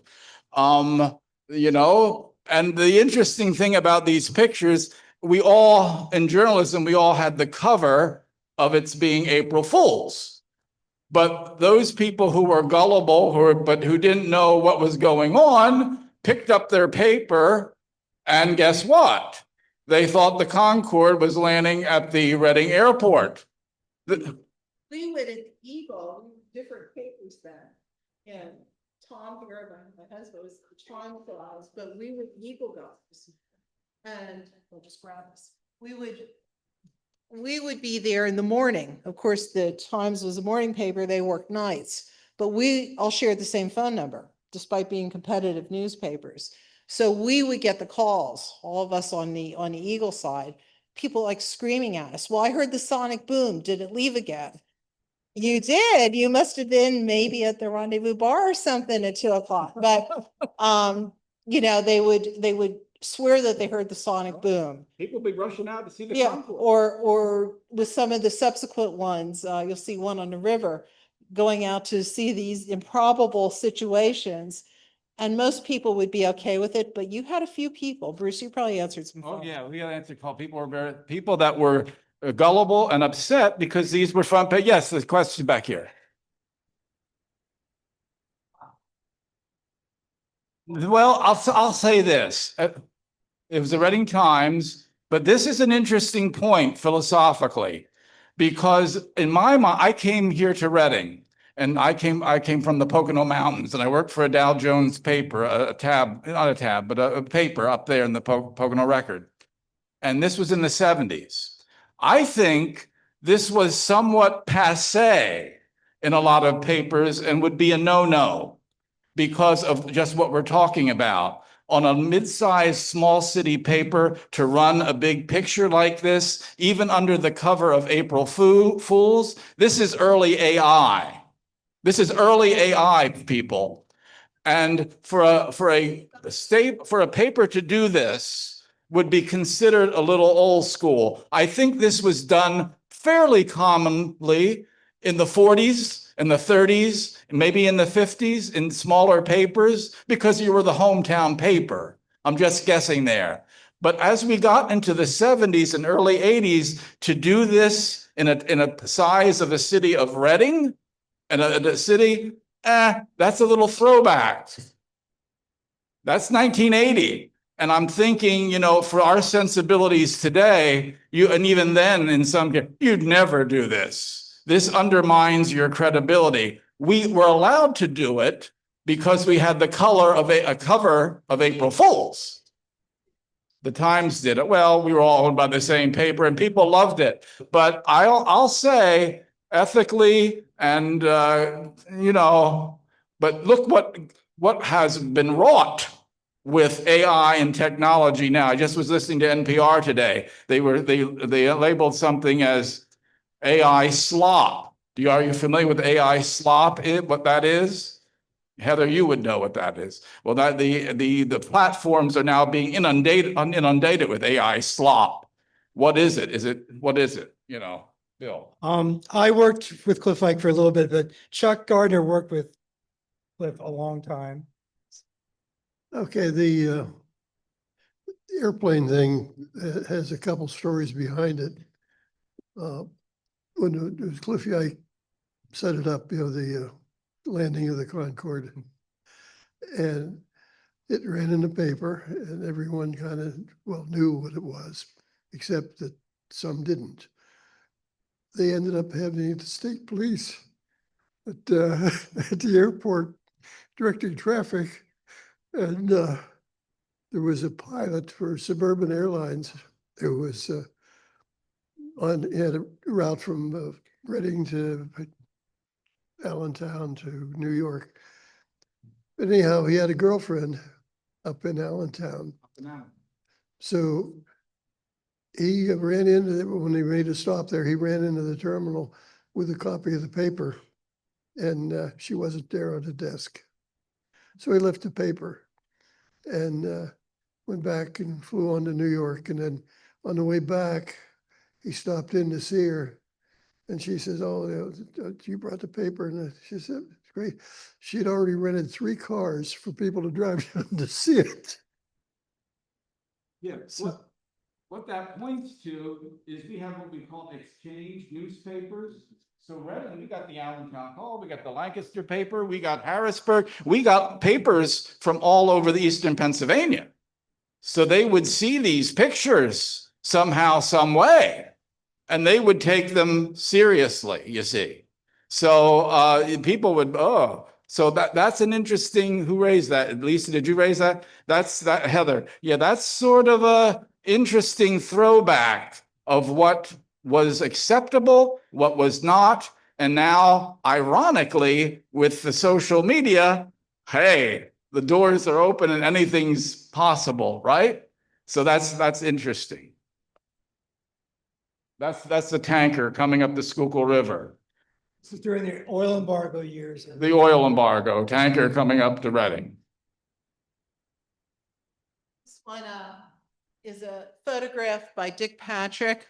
For those of you who know Muhlenberg, my sister's out there. This was taken from, this is on Tuckerton Road. You know, it's all built up now. There's houses to the back.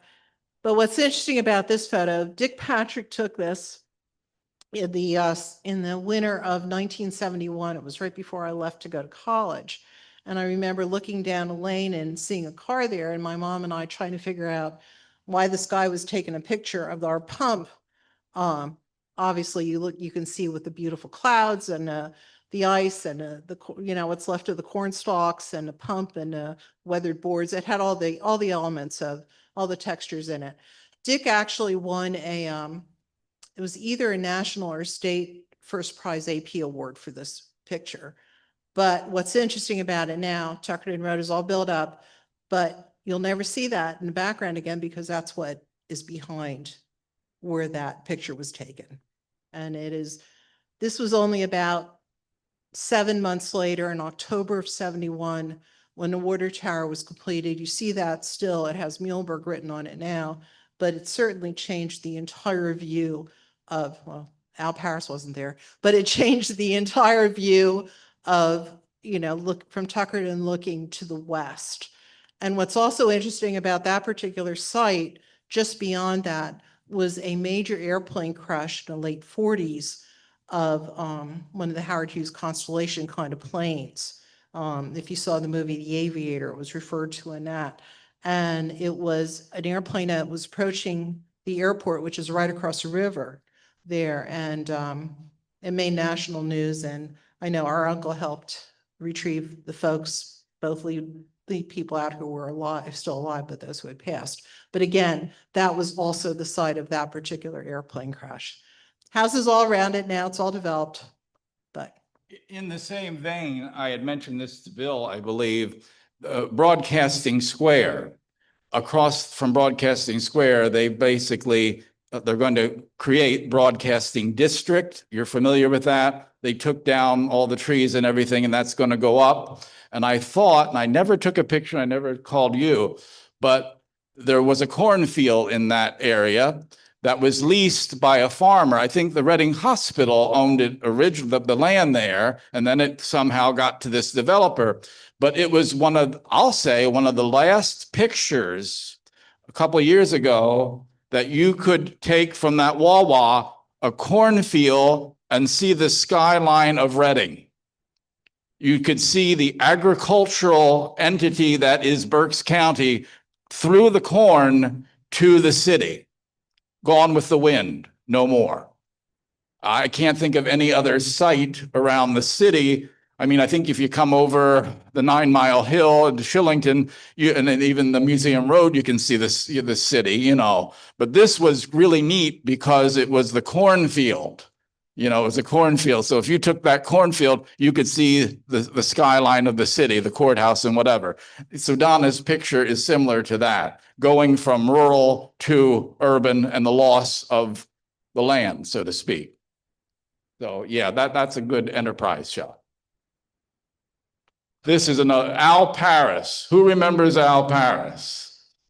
Al Paris brought us national attention because Al Paris became the dancing cop at 4th and Penn Street. You had cops directing traffic before there were traffic lights, and he would do his dance. He gained notoriety nationwide by the program Candid Camera. He was featured on Candid Camera, Al Paris. I'm sorry? Yeah, and so Al Paris was there doing his gyrations at the corner, gained national attention because he was the dancing cop, basically.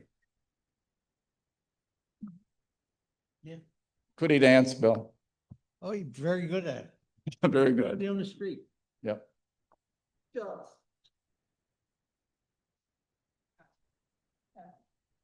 Chuck.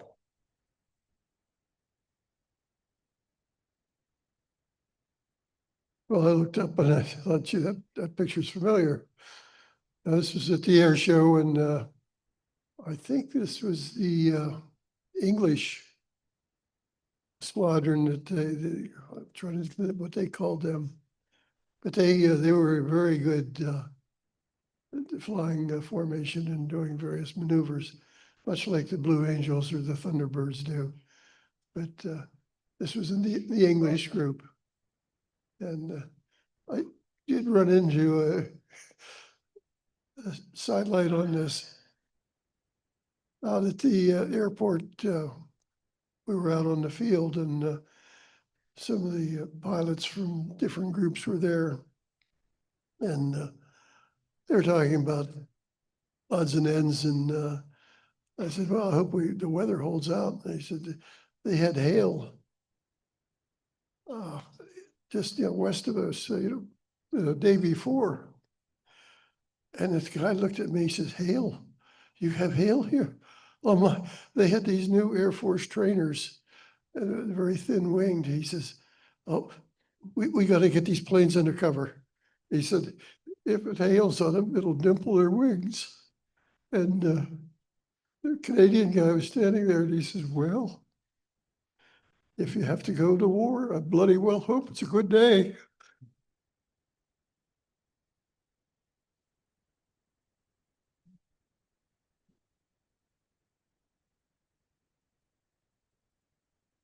I remember the picture. I guess it takes time to cross the road. Oh. Pictures are beginning to look familiar. Yes. That was another thing, getting kid shots and stuff. You're always going out, now people don't want pictures.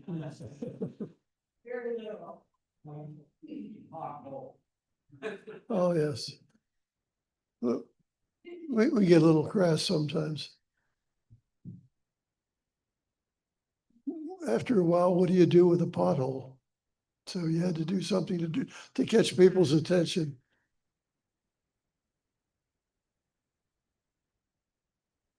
Was that a Patrick, Chuck, or was that you? I think that might be a Patrick. This one's mine.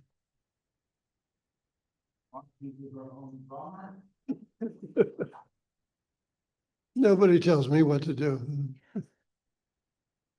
And this was another one of those really hot days in August where if you look down the railroad tracks or you look at some distant area with a lot of things that will absorb heat, you get this shimmering. It's the heat rising. And this is some poor little old lady trying to get across Penn Street. Well, it appears to be melting around her. Yes, I am there again, boom.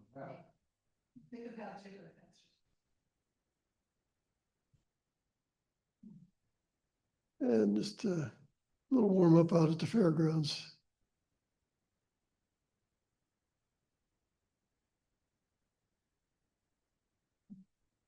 And I love looking for things that kind of countermand themselves. You know, the upper story is moved to the basement. Okay.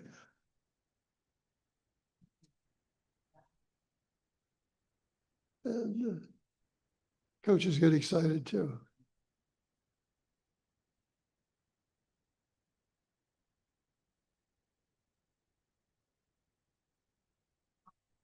Okay. There we remember. That was from a playoff game. I remember that. And I just remember that coach was always very animated, so I was always training my camera on him, kind of waiting for the right shot. I think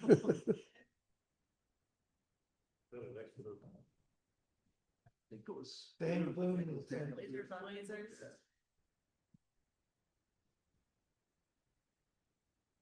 Chad, just repeat quickly this.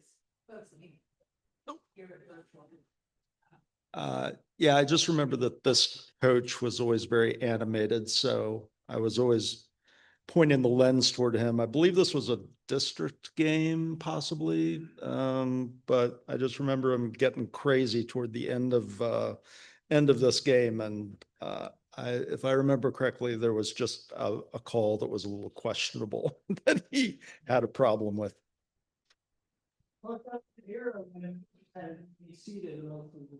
Technical foul.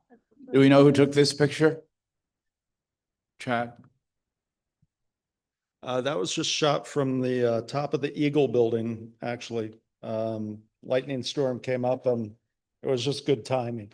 Sorry, the image quality is terrible on these because it was like from a original print shot from an iPhone and then transferred to digital and all that, but the original looks pretty good.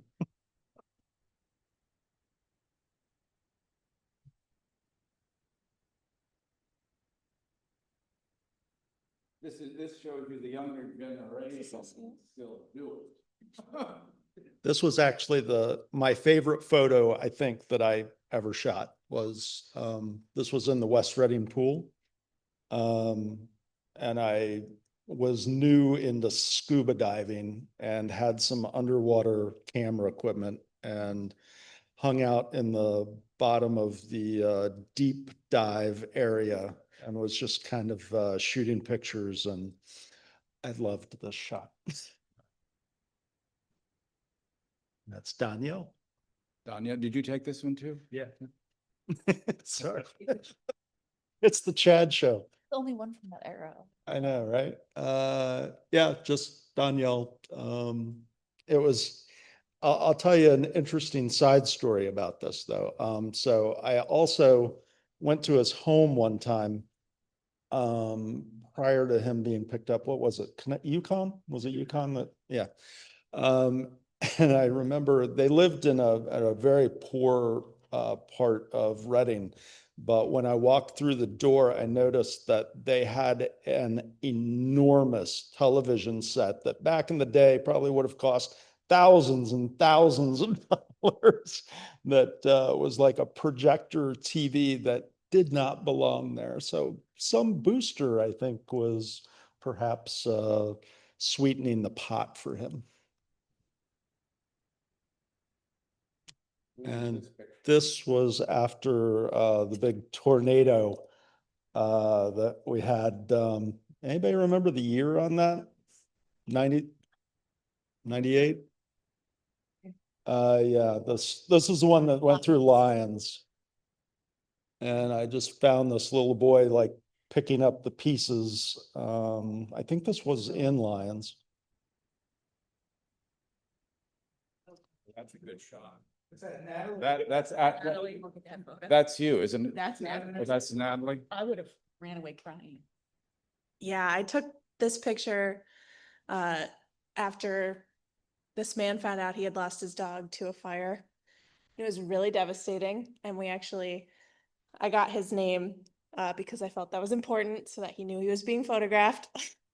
And we honestly cried together after as he held his dog, and it was really emotional.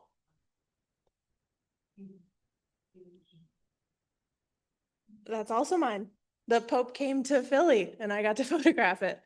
And that was quite an experience. 14-hour day. It was a really long day. Yeah, we traveled on a bus. Where were you, Natalie? Took that picture. Were you in the boatmobile? I mean, right? It looks like it. No, I was quite a ways back, but managed to zoom right in there. I know. The next one is mine. That was, and I don't remember his first name. I want to say Brian, but I don't think that's right. Flannery from Wyomissing. That was his fiance when what was his first name? Sean Flannery's funeral. That was when his body was put into the into the hearse and driven away. And I cried so hard I had a nosebleed. So this is mine also. Wow, mine are really depressing. Bill did call me the angel of death for a really long time. I followed the woman on the left through hospice. She had pancreatic cancer. Her name was Pauline, and I would go to her house a few times a week. And sometimes she would just lay in bed that was one of the aides that came to take care of her. That's one of my favorite pictures. And that is mine too. His name was Abe. I don't know if anyone here knows him. He lived under the viaduct for 14 years. That was probably, I think, the last big assignment I did before I left the paper. That story did prompt him to get inside. So he did live inside for 2 years, and he died. I was notified when he died. So, yeah, he had a little cat there with him. But yeah, that was one of the last big stories on homelessness before the paper was sold. Oh, this is Jeremy. This is that Route 10 fire that I mentioned where I got there very quickly and then they cut open the roof and the roof went off. And I was just at the very end of the fire truck as the firefighter with the saw was coming back down the ladder.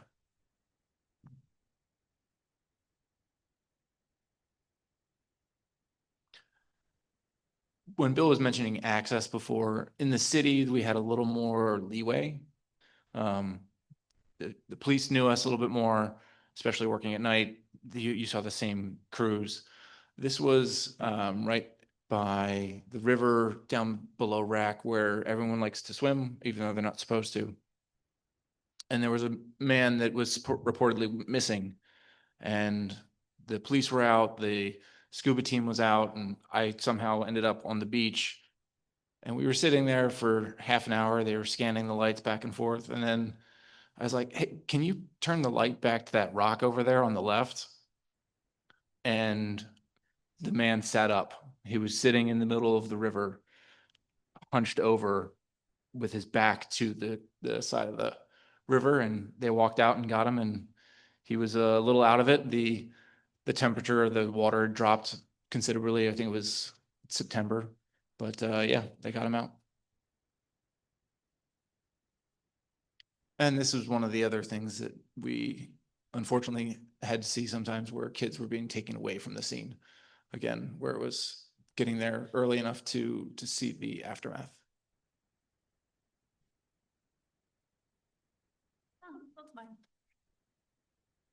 Hi, I'm Lauren Little. I arrived late. I was taking photos. This is one of my favorite photos of all time. I just did a story on the Nutcracker by BBT, and I just really like this one.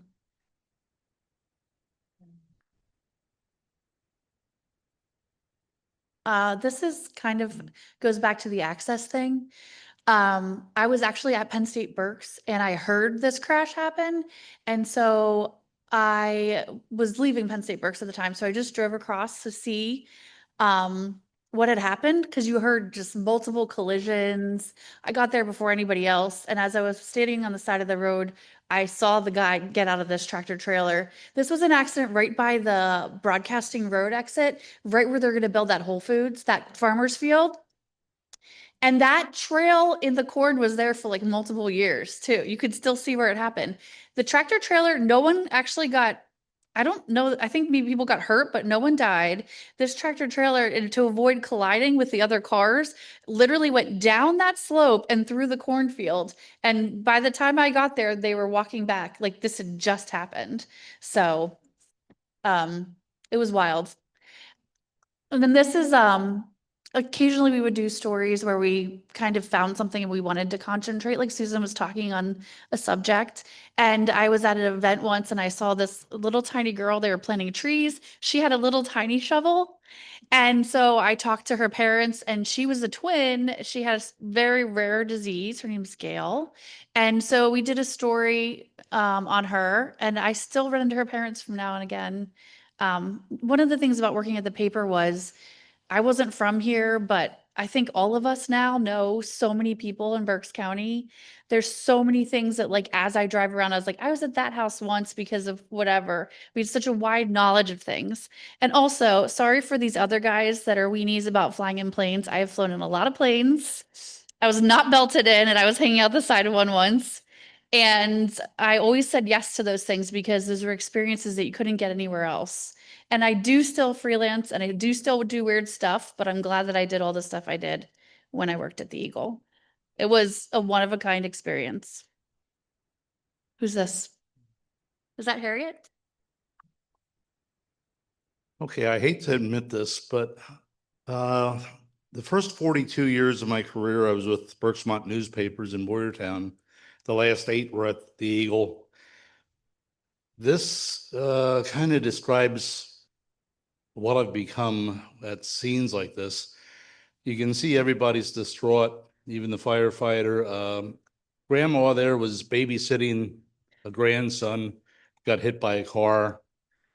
The editor I had at the time and I got in quite a serious discussion about running this picture. She felt it was an invasion of privacy.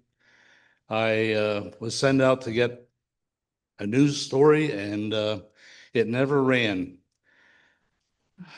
2 years later, I watched my daughter get hit by a car. And it still sticks with me today.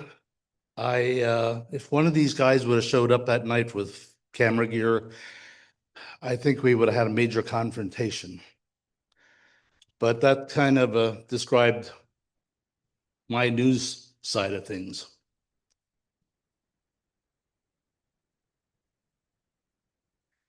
This was taken down, not Middle Creek Wildlife Center. It was sent down to get the migration of the snow geese.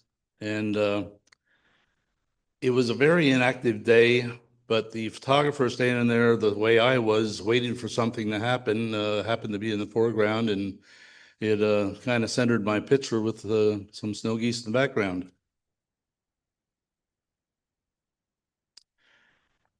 This was a wasted sports night.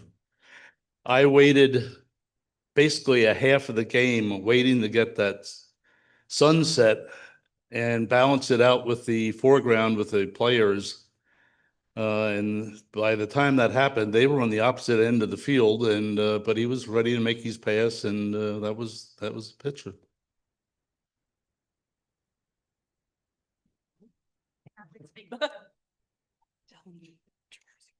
This this was my photo from 2016, I think. The supermoon of 2016. And Jeremy, next door to me right here, he told me the good spot to sort of get to. And then I watched as the moon sort of came up and I had to get in my car and drive. And I think I ended up in the Hope Rescue. Yeah, Hope Rescue parking lot with a 300mm lens with a teleconverter on it. And there was a lot of controversy about this photo because a lot of people thought this was photoshopped, which it wasn't. The way that my camera blew through the telephone lines, they're there, but you just can't see them. Yeah. Yeah, that's right. And that was one of my most famous pictures, probably. I just want a little anecdote. Yeah. There was a photographer by the name of Gary Winogrand. He was asked one time in a seminar or something about the photographs of Eugene Atget, who photographed in Paris at the turn of the 20th century. And he wanted to know, because Gary Winogrand was a street photographer, and he was asked what made Eugene Atget's photographs so great. And Gary Winogrand only said he knew where to stand. And I think of that when I see this photograph too, because Jeremy figured out didn't you use some sort of astronomical cartography thing to triangulate and figure out where in Reading Natalie had to stand to be able to get the moon rising behind the pagoda. Yeah, the first starting point was the train bridge right Fifth as it was going over. Yeah. So Jeremy, did the thing, and Natalie did the thing, and it was just really one of the most famous pictures, I think, to come out of our later Reading Eagle. Okay. One more thing, which is, I don't think I ever talked about this, but I had my white balance set to auto. And had I not had it set to auto, the moon was actually like a yellow that night. But I didn't feel comfortable changing it after the fact. It was just one little, I think it was the strawberry moon. That's what it was. It was the strawberry moon. Yeah. Yeah. Yeah. Because I actually went to a different spot to also try and capture the moon that night. I sent Natalie to the bridge because she had something else in the city. Okay. And I was down Douglasville way, and I captured the moon behind the church in Abbey on Airport Road. We're going to wrap it up, but I just want to say one thing about these guys. They were great to work with, all of them, and some of them had specialties that came through with their art. I can't think of Jeremy was always cool, calm, collected in any situation, very reliable. Susan is great with animals, excellent with any type of animal shot, because she has a love for animals. And I did a lot of features with her for that. Lauren is wonderful with children. any children shots, and I think you do photography with children, you used to, but Chad was always very sort of a technical guy. He was good. All these photographers, because I wrote features mostly, were really great to work with, I felt. And you see a little bit about them through their art, what they came up with, particularly in the enterprise art. Bill, oh my God, we go so back with so many things. So I really would like a round of applause for these guys and all of their photography, because they really did a tremendous job. I hope we can continue this thing, because we have millions of pictures. So again, please take a moment to write any suggestions you might have. Lisa, yes. Yep. Lisa, you need to come up here because we're also streaming this for people virtually. So we'll do this and then we'll wrap up. I just want to point out what everybody's talked about and how it underscores how journalism and the world has changed. The fact that you could have two photographers chasing the moon to get the most incredible picture. The fact that you could have a photographer be with a person, follow them as they're towards the end of their life, and to be there to get the photo. Didn't set it up, didn't get a call, was part of that and had a relationship. The fact that Harold could talk about a photo that didn't run, because people might not know, they may know, that a dialogue with a community informs everything that we do as we keep going. So an editor was like, probably like, I know people are going to call, or somebody's going to be mad. And it's about how people in journalism wrestle with serving the community as well as serving the needs of the community. So I just think this is incredible work that underscores the value of what you guys did in Reading and in the county. To be able to go to follow the Pope in Philadelphia because it mattered, to go shoot the birds in Middle Creek because people here were interested in it. The opportunities, oh, and one other thing about having access and being there, you had to know about it, you had to have a scanner. The access and the awareness of what's going on is so diminished that it's that much of a challenge on top of all the other challenges that the people still working have to face. So I just wanted to add that too. And as we wrap up, I think those of you who are in journalism can understand, whether you were in it now or had been in it, the passion that we all have for it.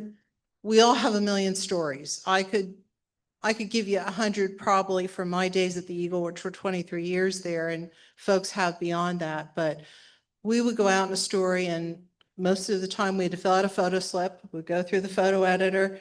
He would assign a photographer to go with us, and it would be teamwork, because it was teamwork from the start. It was teamwork putting out the paper, and it was teamwork covering things. Photographers, and I see this especially with WFMZ now with their photojournalists, they've often been there longer than some of the reporters have been there. So the institutional knowledge is pretty incredible. And that's very important to frame out a story. But I would just end this with saying, local journalism is so important. It's so at risk. There's a reason it's called the fourth estate and part of democracy. It's there to hold those of us who are in office accountable, ask us questions, delve into what we're doing. It's beyond its features, but it's also important for the community.